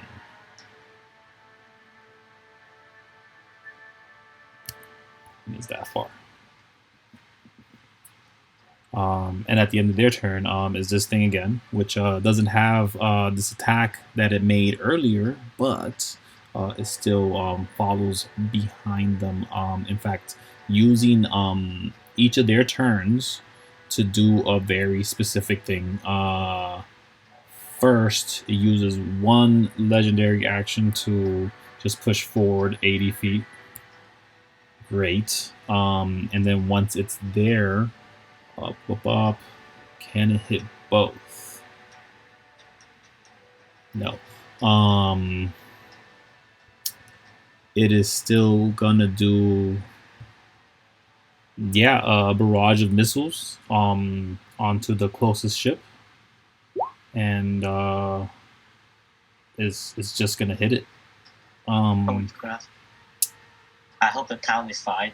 With the what? The town is fine. This is all happening overhead. This is way over head of it. Oops, that's full damage for this vehicle. Which takes about 22 damage, minus the reductions. So what are we looking at? It is your go. Kuiko, what do you do? Go forward. Go forward. Yeah. They're gonna go forward. Do you do? Shoot it with the turret. Yeah. I mean, turns out the turret is not close enough yet. Even if you wanted to. But you can tell that the person in the with the drone, they're already in action. They're doing what they can. then I guess we'll do what we can and just go forward and try to attack them. Okay. So they do Yes. their thing. They the captain's gonna use their legendary action to go another 40 feet on top of that. So they go full 80. Because it can use a dash as a legendary action on someone else's turn and does it. But what do you do?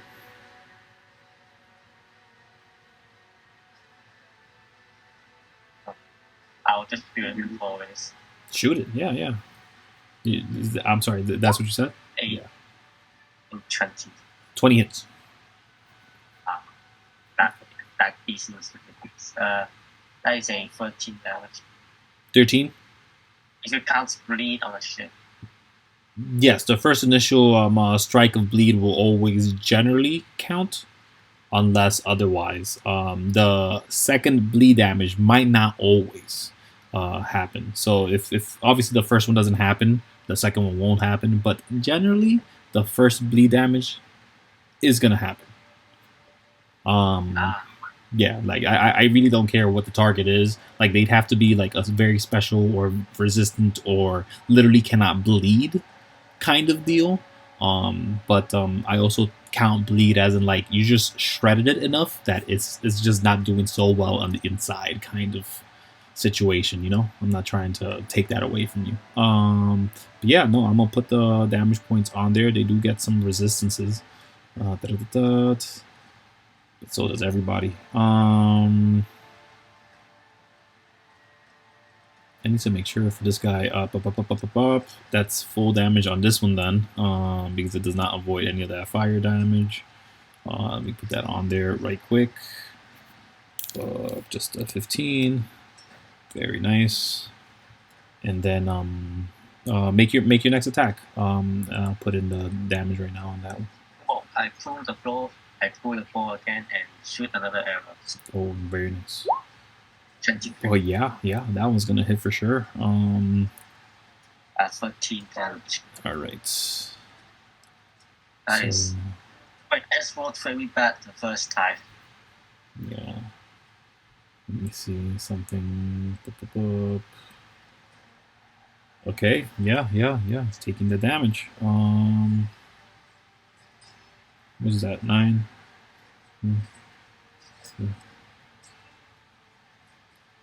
So it's okay. All right, I see it. There we go.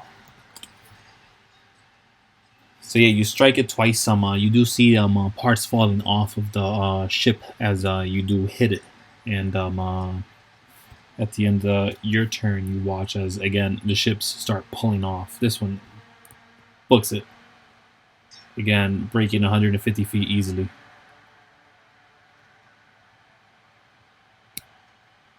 Oops. Wrong way. Actually. And then this one, same exact deal. It does have the option to dash. And then it does the 120. And then at the end of their turn, at the end of anyone else's turn, it also does another 60 of it. So what is that? 120 to be 180. Everything. Boom. He does that as well. You can clearly tell that you're being left behind in the dust. Pretty quickly.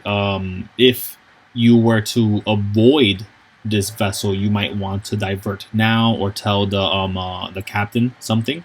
But the faster ships that are in front, those ships are definitely going to be out of sight sooner than later, and then you'll be training behind with this ship still around you. So it's up to you what you want to do. As this other vessel continues forward to attack them. I mean, we can't exactly tell the ship to go slow. Tell what ship? You can tell your ship to go slower. I mean, we can. We just try and catch up. And even if we're out, we still try to catch up. Yeah. So yeah, you guys are behind, and it's clear. Even the captain would inform you that there's no way to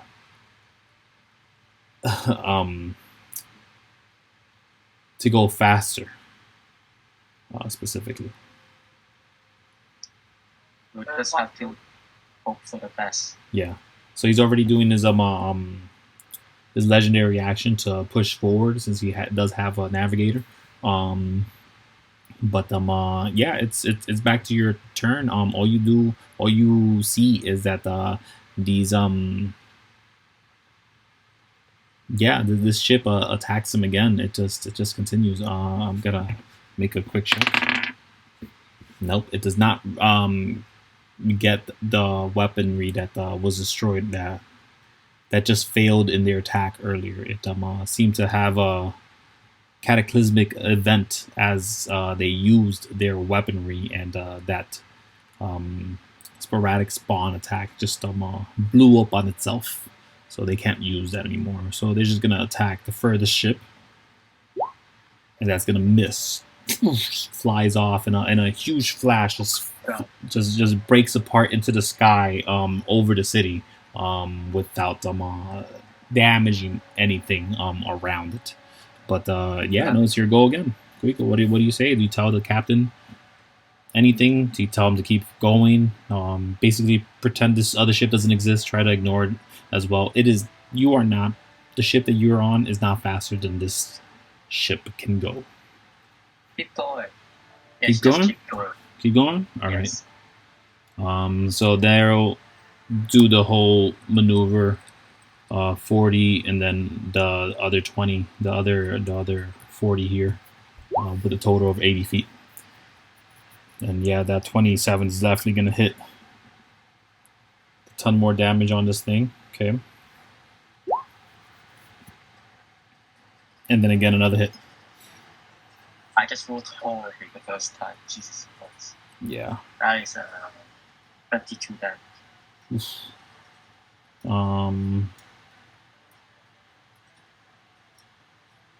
Okay, we're looking at this here.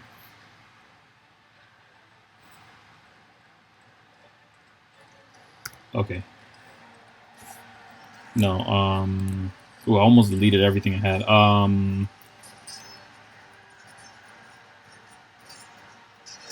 Yeah, okay, yeah, that's easy. Great. So I have that on there.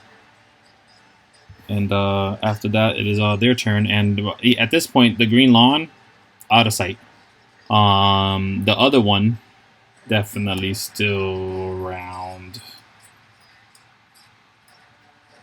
That's a 60, and then they have the one more. There they go.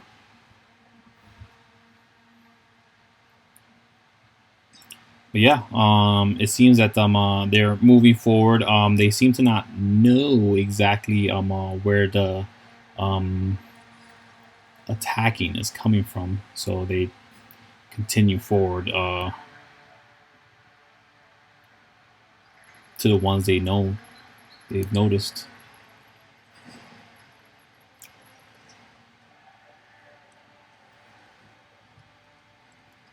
Okay. I'm unconcerned of where it is, but yeah, and then they go for another attack against the green lawn, which they still have access to, or they can still see. I mean,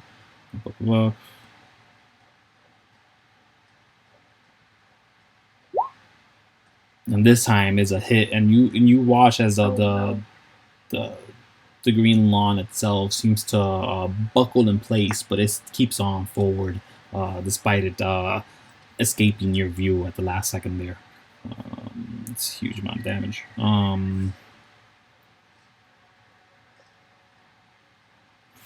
Okay. There we go.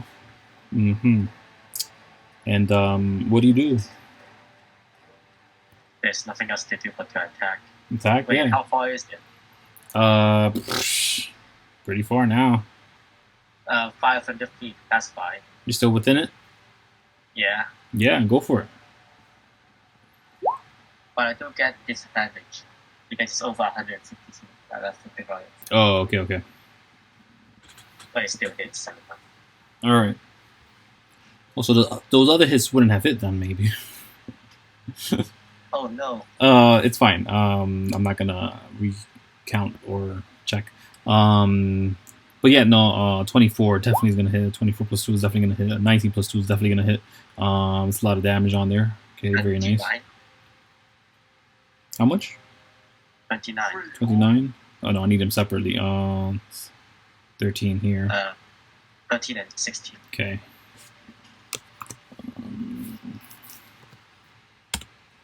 You said 16? Very nice. Wow. So yeah, you're just ripping into this ship, even though you're far away, and you can tell that you know what? The entire time, you had multiple people here. What? You have multiple people here. So yeah, you watch as, yeah, holy crap. So for these 3 rounds, you watch as the 3 of you, Digger, Imandolia, and yourself, just start cracking shots over at this vessel. And while I say cracking, because the other 2, they specifically, their weaponry is making loud noises, is breaking the sound barrier close to it, at least, is what you feel like. The decibels that it reaches is uncomfortable levels, as Digger himself pulls out a large firearm indicative of a rifle, if not bigger, and they start shooting, and you watch as those explosions, that weaponry itself does heavy damage onto this vessel. On the other spectrum, as well with firearms, is Imandolia, and he just has a single fire magnum, for the lack of a better term, a revolver of a weapon, and they're shooting at the ship, but it doesn't do as much damage as the sniper rifle seems to be doing. Damage is better than no damage. Oh yeah, of course. But could you roll me 2d6s?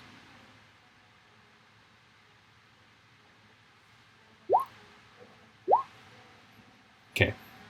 I think that's true. So it is about this time where the ship is taking heavy damage, splintering all over. You see pieces fall off of it, going towards into the city, and it turns around. It slowly shifts its entire body, just rotating in place, and you can only assume it's turning to face you. Oh no. Yeah, it is your goal. Again, as they're done, that was their full turn to turn halfway just to see you. What do you do?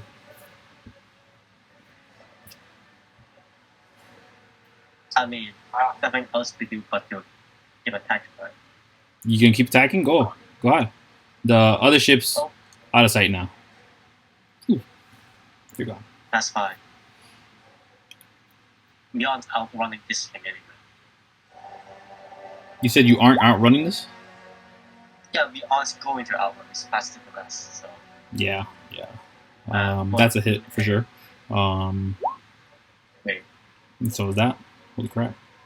why is it so damn high? Oh, I'm just getting good rolls now. Yeah, you're shredding them. 14 and 8. Yes.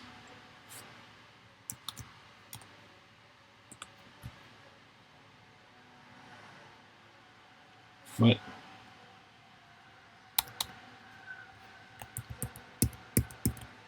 Oh no. I don't know what happened. Whatever. Did the computer die?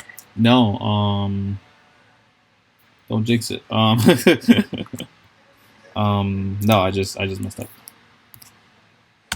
I deleted all the damage that I put on there, and I had to basically guess how much damage I had, and I was like, oh no. I think it was like 40 damage, and I'm not counting all the other people's stuff. But to that point, that's a miss. That's a hit. That's a miss. So just one of them actually hits, but it's still heavy damage that that sniper rifle does anytime it hits. Let's see what Imandolia does. Hit. Miss. So they did some damage. He only has 3 more shots with fire on it, but that's fine. We're looking at this. And then there was the explosive anti-tank rifle damage that no, they were all misses.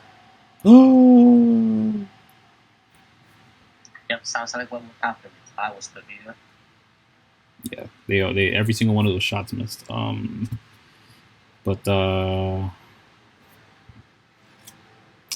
yeah, no. This vehicle that definitely turned around. They used their legendary action and they just rushed forward over to the other ship that seems to be behind them, which is this one that is rushing towards them, right? Because we're still moving forward. Yep. As they move forward, the captain Salvatore, he says, champion, is turned around. Do we keep going? Try and dodge. Don't go forward, just try and dodge it. We can't afford to get hit. Oh, okay, it's pretty fast, but I'll do what I can. Yeah, he prepares. But yeah, it's back to your go. What do you do? Just try and dodge. Yeah, he's gonna prepare to dodge. Once Yes. it gets close enough. And now we try and keep attacking. You try to land? We try and keep attacking. Oh, try to keep attacking. Okay. So yeah, do your attacks. These guys are gonna do their attacks.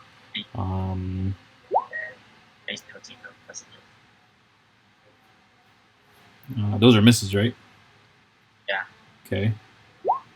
That's a hit. Great. That's all he needed. That one hit. Let's see what this does. That's a hit as well. Very nice. 17 and 11. Yeah. What's going on here? There we go. That's why there's always something. There's always something.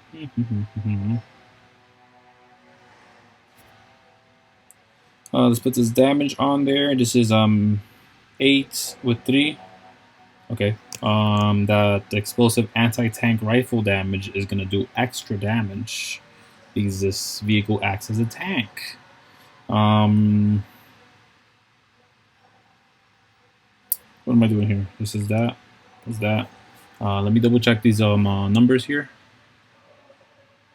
Oh, I actually have it over here, but a stronger version works the same though, I think.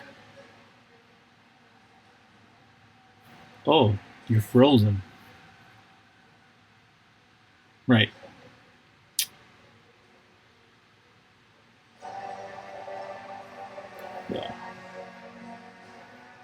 I don't know. I don't know. Okay.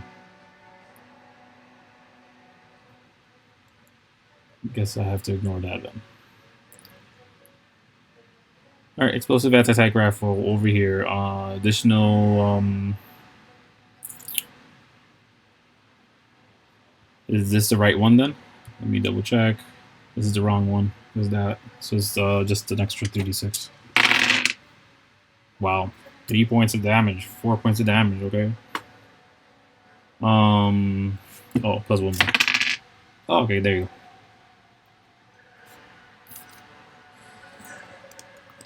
So it did an additional 10 points of damage, that explosive attack. And just the same with your earlier shots. They're just ripping through it. But this just seems to be the first time that the rifle did anything. But yeah, no. This ship does move up, and then it makes an attack. It's 80 feet. And, well, let me see if it recovered their thing. It did not recover their attack. But I hope he's starting dodging correctly. you hope what? I hope the ship is dodging. Let's see. Yeah, he is preparing to dodge. Because your goal went. He didn't move more than the 40 feet. What does he do? He only moved to 80 feet. So he's gonna do a missile. Barrage of missiles. Force the captain to dodge this thing. We'll roll a deck save for him. Hey, we saved it. Half damage. 11. Boom. Take that. Jesus Christ. 850. 12 damage. 12 damage, sorry. 13. But still, that's the first time we've taken damage for the ship, and nobody inside the ship was affected, not even those on the ship. You can tell that this larger vehicles are protective to some degree, but if you were being aimed at, you can assume that you would be struck. I would be dead. Well, no. If they were to aim at you, you would still get struck while being on the vehicle, as long as the intent was to aim at you. But clearly, the intent wasn't to aim at you in this instance. But it is your goal. What do you guys do? Actually, give me 2 seconds. Give me a second. Yes, take your time.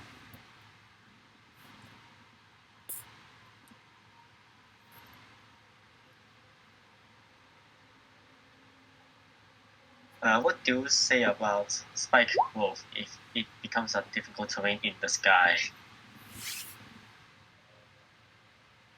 I know it's 150 feet, but I'm just asking.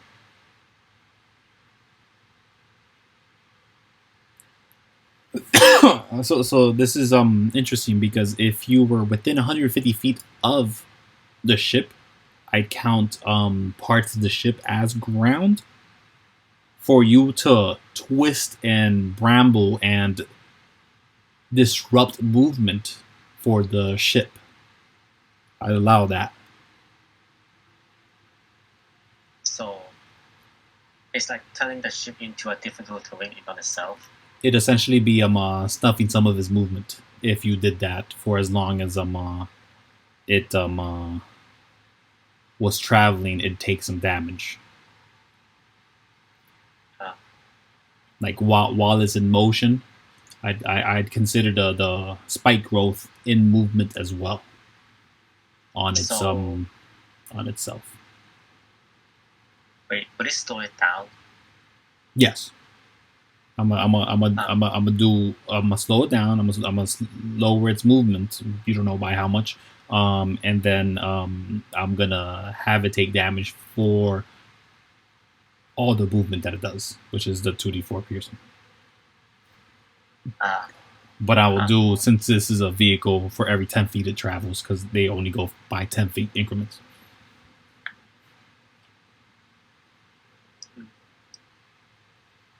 Wait, what would happen if I tell the captain to dodge in place? Well, they're already dodging. They're moving, but they're dodging. Yes. So they're still able to do their 40 feet, but then they can do a dodge. Then I'll tell the captain, try and get a little closer, but still try and keep dodging. Yeah, they're doing it. Okay. So for now, I guess I'll keep attacking. Wait, I forgot our hunter's mark. I completely forgot I have this. I believe hunter's mark could only be done on a creature.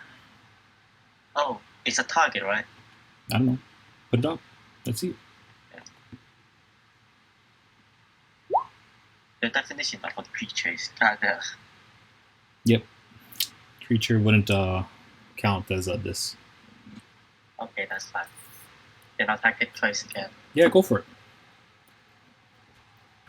I'll also make the attacks with them on the other fellas who will, I'm sure, miss just as well. Imandolia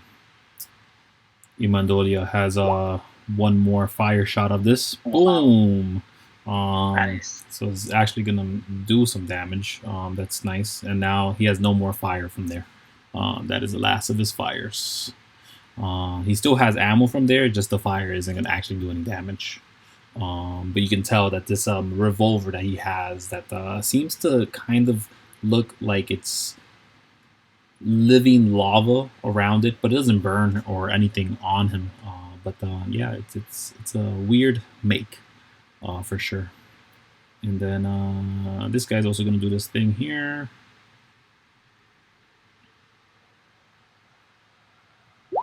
And that's a hit. Great. That's going to be heavy damage. Could you roll me 4 d6s, please?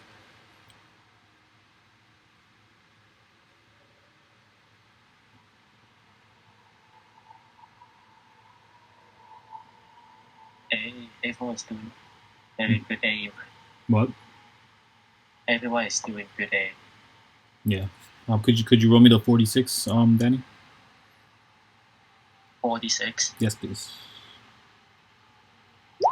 4146. Oh, very nice. That's the damage from the explosive anti-attack damage. This is though what I'm looking at. Okay, that's this. Okay. All right. And then the heavy damage from the anti-tank rifle. Wow. That's 25 damage.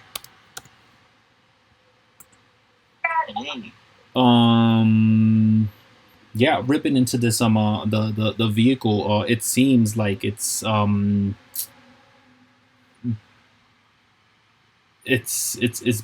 just been shattered about left and right, and it seems that you guys are doing a good amount of damage to it now. But yeah, it does go up to you guys. 80 feet.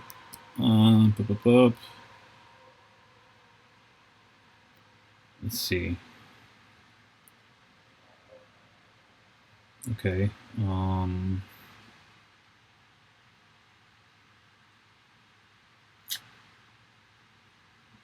Yeah, it's gonna try. And again, it cannot do that because it broke at the start of the combat. So they'll just they'll just attack with a blinding explosion.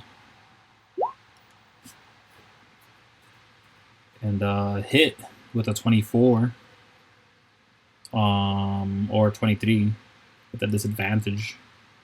And the ship takes a whole lot of damage as it's rocked with this massive splash of light and spikes that fly up and around everywhere.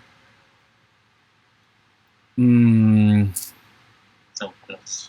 Yeah, I gotta make a con save for the captain. Roll the 4, and they are blind till the end of their next turn.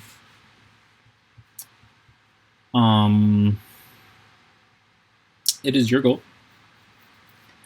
They're gonna go 40 feet, but they cannot do a dash action. So they're gonna go 60. They're gonna do their full 80 feet. But also I gotta roll a d8 now. Wait, what? He's blinded. Wait, he's blinded? Yes. Oh, wait. Oh, God.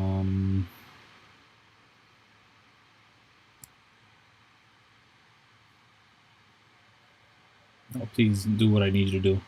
But he went that way. Oh, God. So he actually turned around. He seems like, oh, I can't see where I'm going. What's going on? Fuck. And then he gets in a panic. He pushes the ship to go faster and higher to avoid crashing. But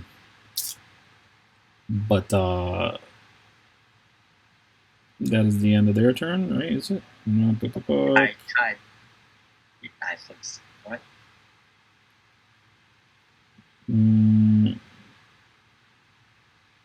Yeah, no, that's the end of his turn. So now it's this guy's turn. He's gonna do a thing. Did you go yet? Okay. I tried to tell the captain to calm down. No, okay. Okay. And then I'll finally cast Light Flow at here. Like, it's a 20-foot radius, right? Yes. So it's like a 8x8 box. Okay. Well, you do it to them, right? I'm assuming. Yeah. Yeah, because they get within range. Like this, or something. And then I'll just cast it like right on them, but at the edge, so they will move fast more. Wait, which one are you casting? Spike Growth. The Spike Growth. Okay.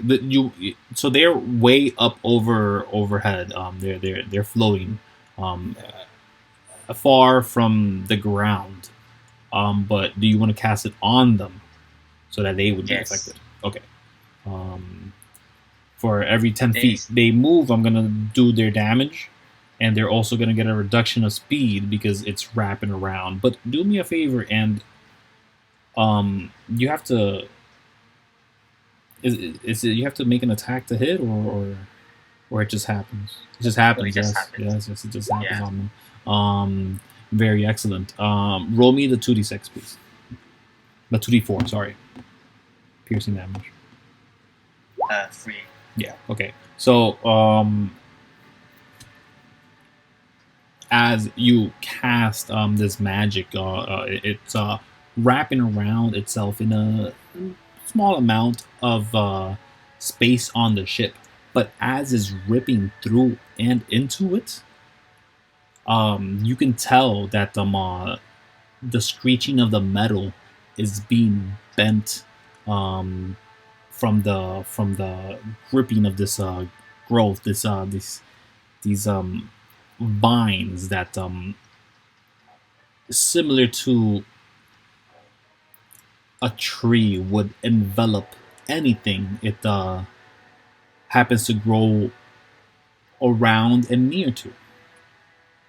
And just as so, the armor seems to rip in place, and it seems to lose most of its protection as this dreadnought shatters and bursts and breaks, and explosions start happening sporadically all around. And it currently does not have any more damage threshold.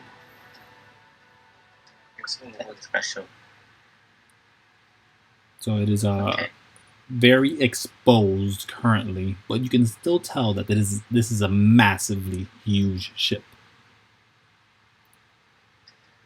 Yeah. The captain at the end of this turn is aware of where he's going, but I would have to do another D8 to see where he's going to go this time, as he is still blinded. Okay, but that's a more favorable number as we're going now back over here. Sorry, it's 40. But yeah, at the end of their turn, is this ship. This ship, it begins to sink down. Just begins to sink down a little bit. It is your turn. I could do this the Fizz way and just crash it down the town, but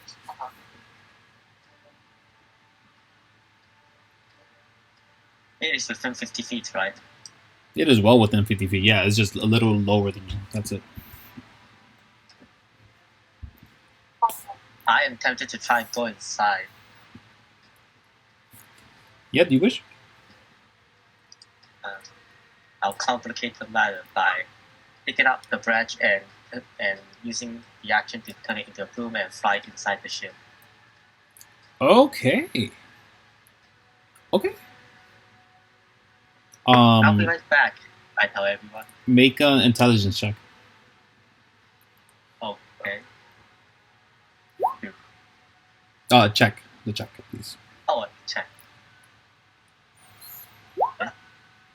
Oh god, that was terrifying. Well, that's much better. Because as you fly around, you try to navigate to a place where you can maybe see an opening or an entrance. Yet, as you see around, it seems very unintuitive in that manner. But you spot an opening, a hole that was ripped through by an anti-tank rifle earlier. Do you go through it? Yes. Okay. Going inside of this ship is an odd sight. Didn't think you'd get there, but yeah, let me grab it for you. Wait, you do have the interior of the ship? Yep. Oh my god. Yep, yes I do. Yes I do.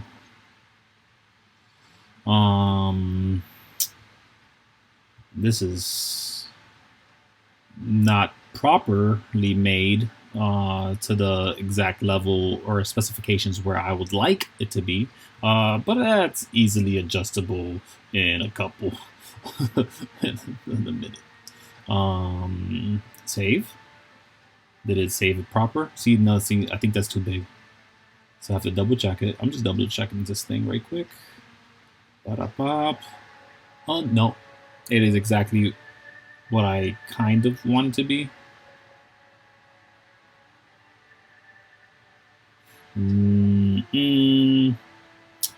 Let me see. Let me just see.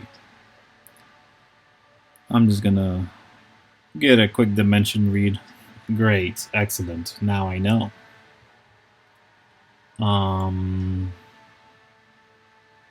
What are we looking at here then?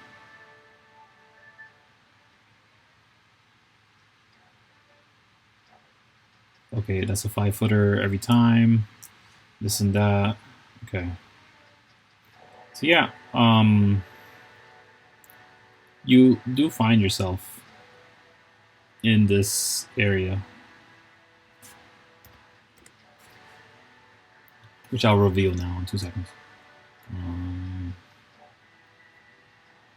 Make it easy for myself. Why not? Yeah.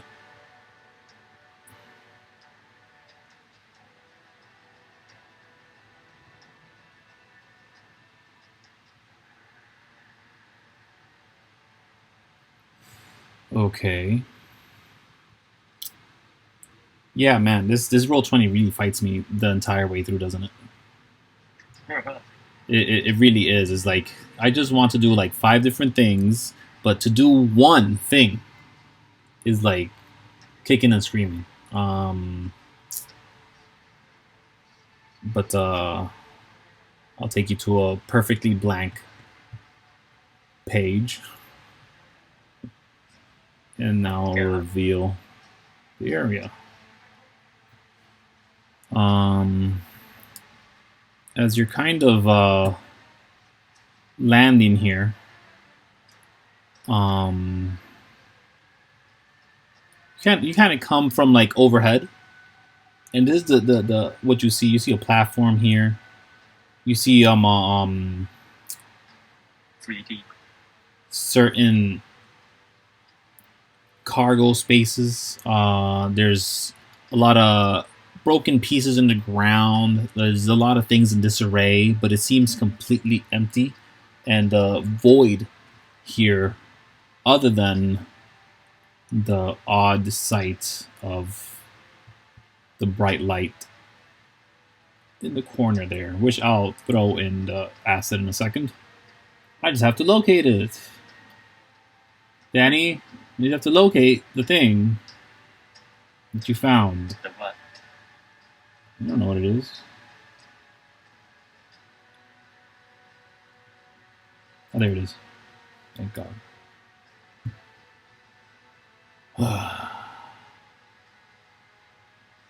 This thing here. It's probably not as small. This one's way bigger. Something like this. So you can put yourself anywhere here. I imagine like up there, or coming yeah, down, maybe just okay. anywhere. Yeah, that works. Tiny. It's gigantic. Yep. And it's again, everything looks completely black and purple, and there's reds, slight red lines everywhere, and other than that black and purple and red that you do spot, there's this bright light in the form of this spherical kind of copper thing, and again there's multiple lights coming off of it. Very bright is the only sense of light in there, but it is not purple, it's more of a white light.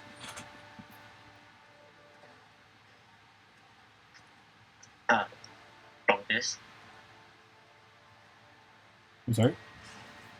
From this thing? Yes, it is coming from that, yes. I prepare my bow, if anything. Sure. And I shout, is anyone here? Nothing else is there. No, I shout it out. Oh, you shout? Yeah. What do you shout out again? Is anyone here? There's no response. Let me double check that though. Oh, there is a response. You see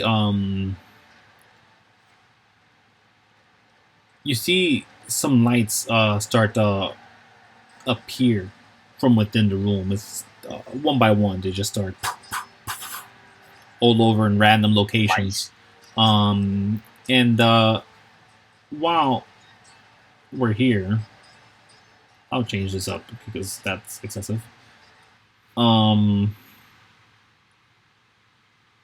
It becomes clear that whoever is here, if there was someone here, now knows they're not alone. The light eventually goes over to where you are, and once that one lights up, you hear on a PA system, "Who are you?" I hear from a system. From a public announcement system, yes, from a PA system. Oh. I'm Kuiko, the one on the ship that you were trying to blow up. May I see you? I don't want to blow the ship up as well. Then I shall also stop attacking. And you see the the thing that has the light, it brightens up again and then lowers the light and says, "Just come to me here, if you don't mind, friend." Kuiko, you said. And I try and do a perception or insight check. You want to make an insight check? Yes, to see if that is trustworthy. For sure.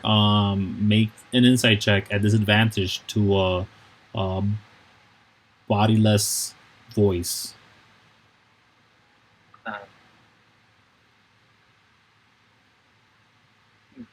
I can try and pass and pass ability. Oh wait, it's just normal checks, never mind. +6, don't fail me. And 8, it failed me.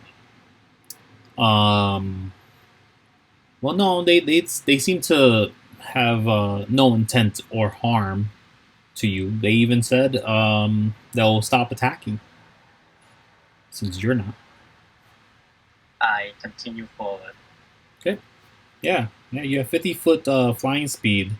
As an action, have you at all not used your action to not move? Or would you have used every single time an action to move purposely? I think I will just land here. This the ask first, and if they reply, then I will also fly the next turn. Yeah, they told you to come. To join them. There's a platform there, a flat, long platform in front of them. And I shall land. Yeah, go ahead. They say, visitors are few and far between. What brings 3 ships over my city? Are you seeking something? Do you wish to attack? What do you mean? You're the one who started attacking. I have been met with much resistance of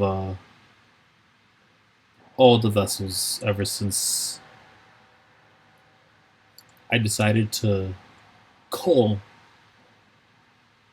the underworld.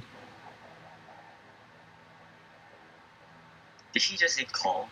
Call, as in destroy or end. CULL. Call.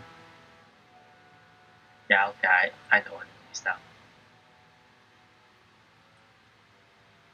I am not a popular entity anymore.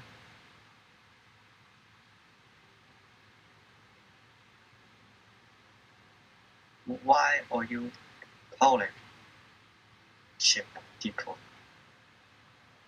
Once, about 100 years ago or more, the Stratum was overpopulated, and I had to make a rash decision. This decision was not favorable to many.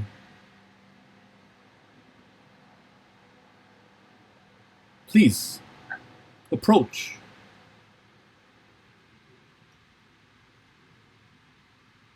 Okay. I approach closer, like here.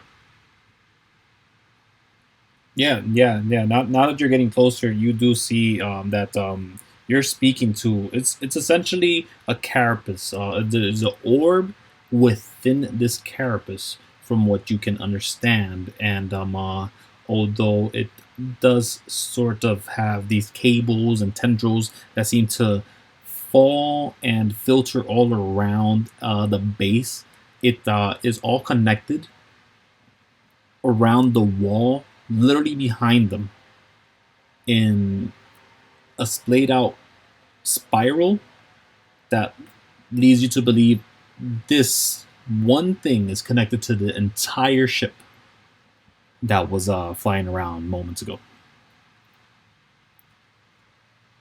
How rude of me. I haven't introduced myself yet. I am Gaiax. Wait. You're Gaiax? Yes. One of them. What? Is there multiple Gaiaxes? Yeah, we are all one, but there are many.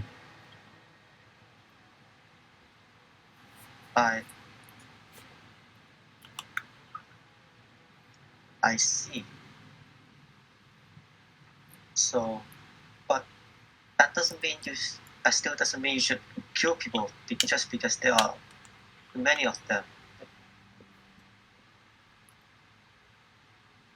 The other recourse would have to let them starve themselves out, and then all would have died. I chose to prevent that. I didn't have access to all the keys to free them of this prison we're in. I myself had to be converted to keep from becoming a strain in this place. Jeez. Wait. And then Kuiko speaks up. The queen, I met with the queen and I walked to the platform and turned my pool back into a branch. The queen and the champions has come to agreement to free the underworld. Queen Aliana? She's been Yes. in a slumber, unwoken. A champion? They don't exist anymore. Make a persuasion check. Oh god, Fizz, where are you now? Oh, a 2. Oh no. Yeah. He says they don't exist anymore.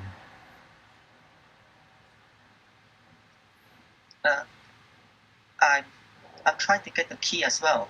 My friend and I are trying to free the underworld one by one.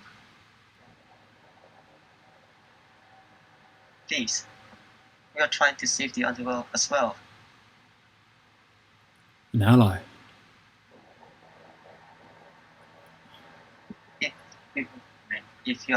If you think towards that. I am full of mistakes, it seems. I do not learn despite the time and effort I put into changing or becoming better. Yet even now, a champion arrives to me as they seem to notice the branch now. Um, and even then, the first thing I do is begin with an onslaught. I apologize. I am flawed. But if you seek out the keys, I'll assist whatever I can. It does not say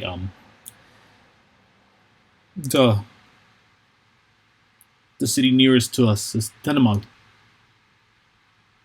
The city, Yes. the courtyard. They've been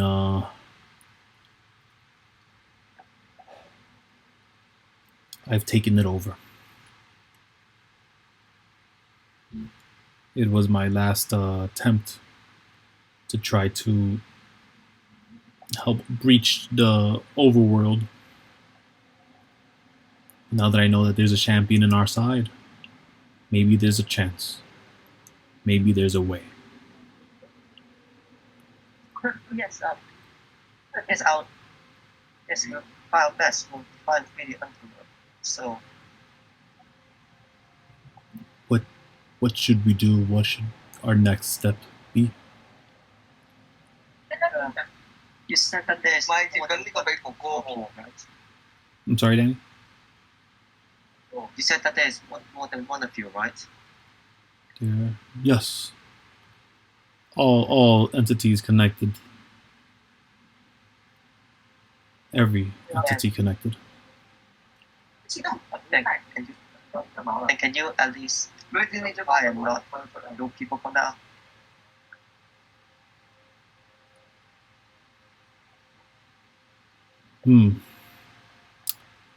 I hope you understand that there are times where I am attacked without prejudice.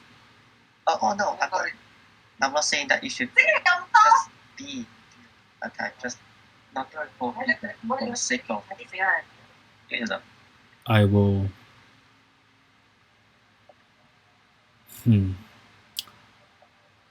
Such a request would require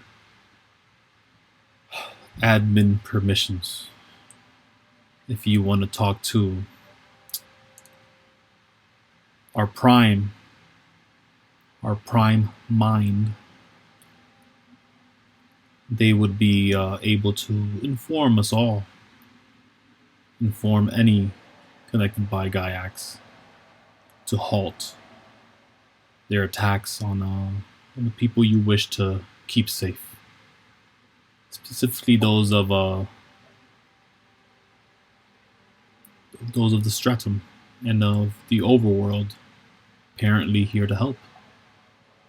Is that where you're from? Would you be able to contact them?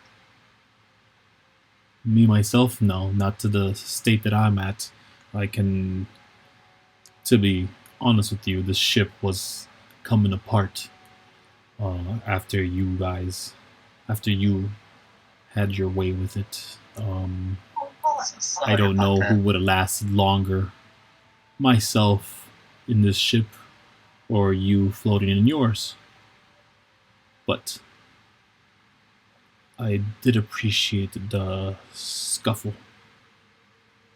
It'll take me some time before I could contact anybody else. A healing phase, if you can believe it, can take long for someone like me of this size, that is. And it kind of, as you're speaking, a lot of the lights kind of just turn on and off, and in tandem react with the words that he's speaking, most specifically around the base of this orb itself, but even all around the ship around you. But they do continue. They say, it'll be faster for you to possibly touch down into the city and request that Gaiax reach you. Is Prime internal or Prime? We cannot disclose the location of Prime. Prime can find you. You find any Gaiax entity other than myself, I am damaged here.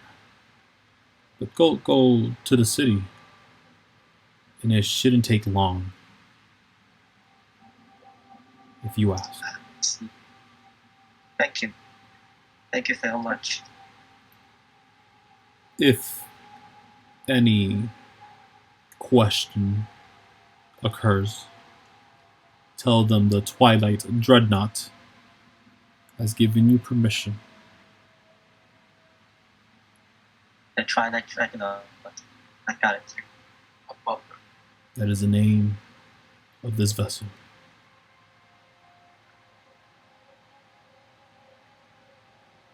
Yep. Okay. Jesus Christ. That was not what I expected when I came in here.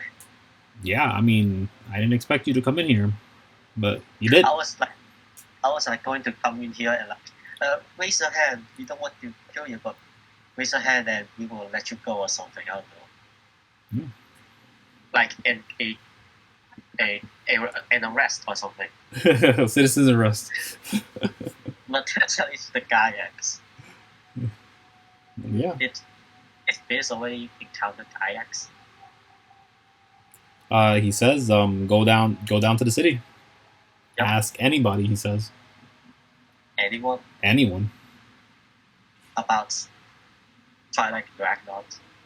Well, he says if you want to locate the Prime, ask anybody, and the Prime will find you, is what he says. Currently, and he would have explained this with a little more detail than I did. He would have said that he isn't connected anymore because he lost his armor, and his armor is what fuels the connection on the ship as well. I mean, on the ship specifically is what I'm going to say. You have no idea that I am Gax. That line literally gave me chills. Well, that literally gave me chills. Like the sentiment is shared. I got chills the moment you said I'm going inside the ship. I was like, what? I was like, huh? I mean, Gax was like the bad guy who has been building up for like almost half a month or something. Yeah, and you're by yourself. Yeah. Could have gone bad. Could have gone very bad. Yeah. Oh yeah. But I'm assuming you leave. Yeah. You float out of there. When you step out, you find that Can I ask if I have any way of contacting this Gax? If you have any way of contacting what? Like, do you have any way to contact you? Him. The Gax. Or this the Gax. The Twilight Dragon.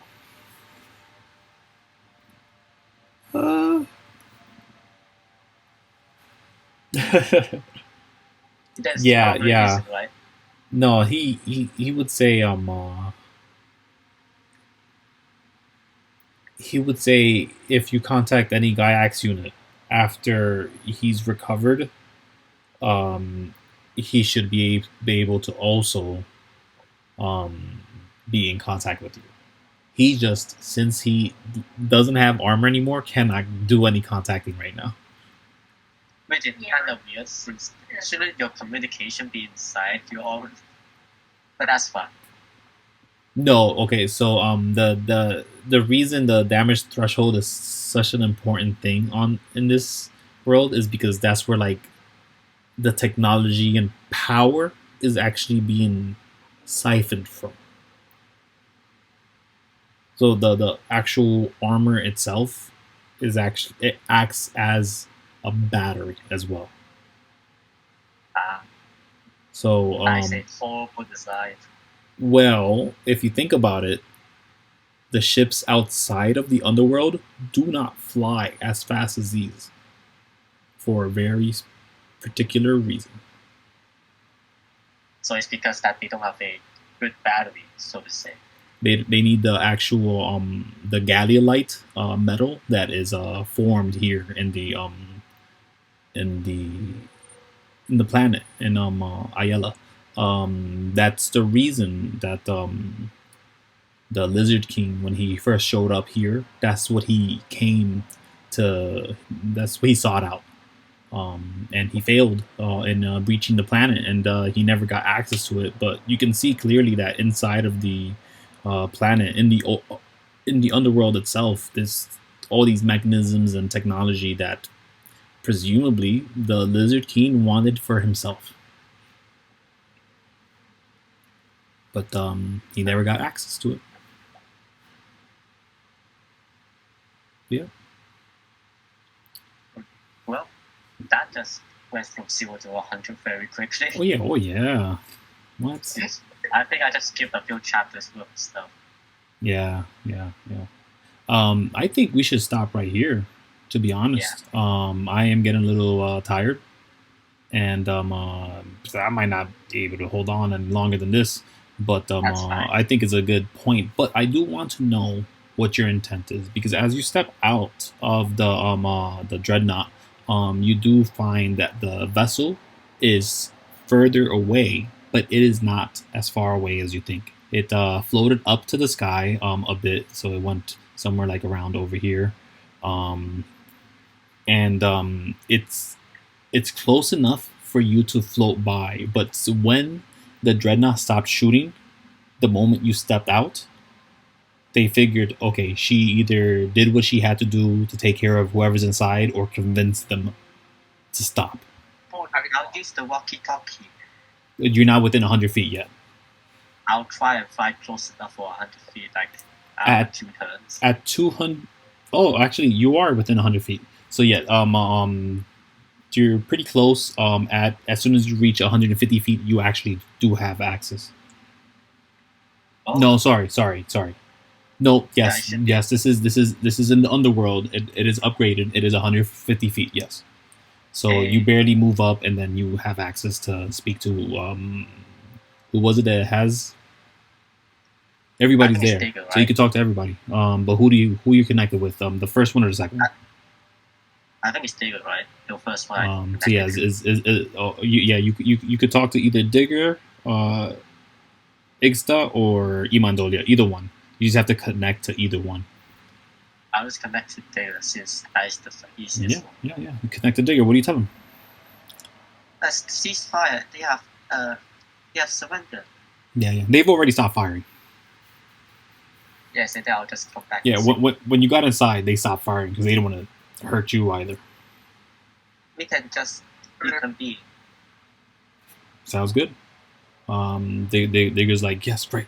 We got them to stop. Or are we going to be able to catch up with other ships? They're pretty fast.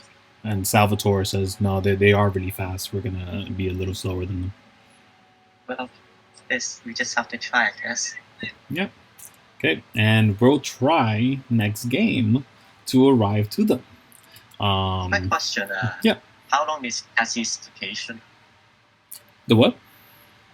Cassie is on a vacation, right? What notification? Cassie is away for a few weeks, right? Like yes, or her vacation. Oh yes. From what I know, I believe it was about 3 weeks. I can't be sure. I don't remember the number that she told me. But it is a couple weeks that she told me she would miss. Yes. I am still trying to get another player. It's just I got no bites yet. Yeah. Considering the past attempts, it's probably very hard to try and get into this campaign at this point. No, it's just trying to convince someone to play, and if they want to play, they'll play. It's just that is a prerequisite. You really gotta want to play. I'm trying to get someone to play as an NPC and trying to get the NPC to act as a PC. Well, the NPCs don't know they're NPCs, so they all act the same way. It's just Imandolia. A long-term partner. So. Yeah. They're there for you. For sure. But yeah. Let's leave it at that. I'm gonna sleep. Thanks for DMing, even though it's just me.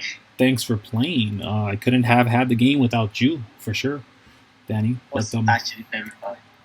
Good to hear. We'll have some more fun, and hopefully we'll have another player next game. But again, if not, we can always do our solo run. Maybe not as long as this one. I just wanted to make sure that we had something concrete for sure. I think the fact that I entered the ship we run with an issue. That broke the whole game. I have to really rethink a lot of things, Danny. Thanks for that. Wait, seriously? Yeah, dude, I have to really figure out what's happening now. If Fizz was already in here, I don't think I would have went into the ship. Yeah, maybe not. You don't know. I know things were different. Like, I probably wouldn't go up to every single clan. Like, maybe Fizz would have insisted on going to the Scars clan instead. Maybe. Well, you have Scars people here with you, so it's yeah, that's true. You're good to go. So yeah. All right, then. How would it work? How would it work when Fizz comes back? Like, Fizz and Kuiko is on 2 different places right now, right? But she has a ship, so you're good. Oh, so she's going to finish it faster than I. Yes, maybe. Because you also took a day later. Yeah. We'll figure it out. Don't worry. So now you're doing 2 sessions at once. Nah. I'm actually gonna basically retcon the last session. Besides anything that Fizz decided, that's all it is. Yeah. All All right, Danny, I'm gonna go. Yeah. Thank, thank you very much. Yeah. Bye. Thank you very much. Bye.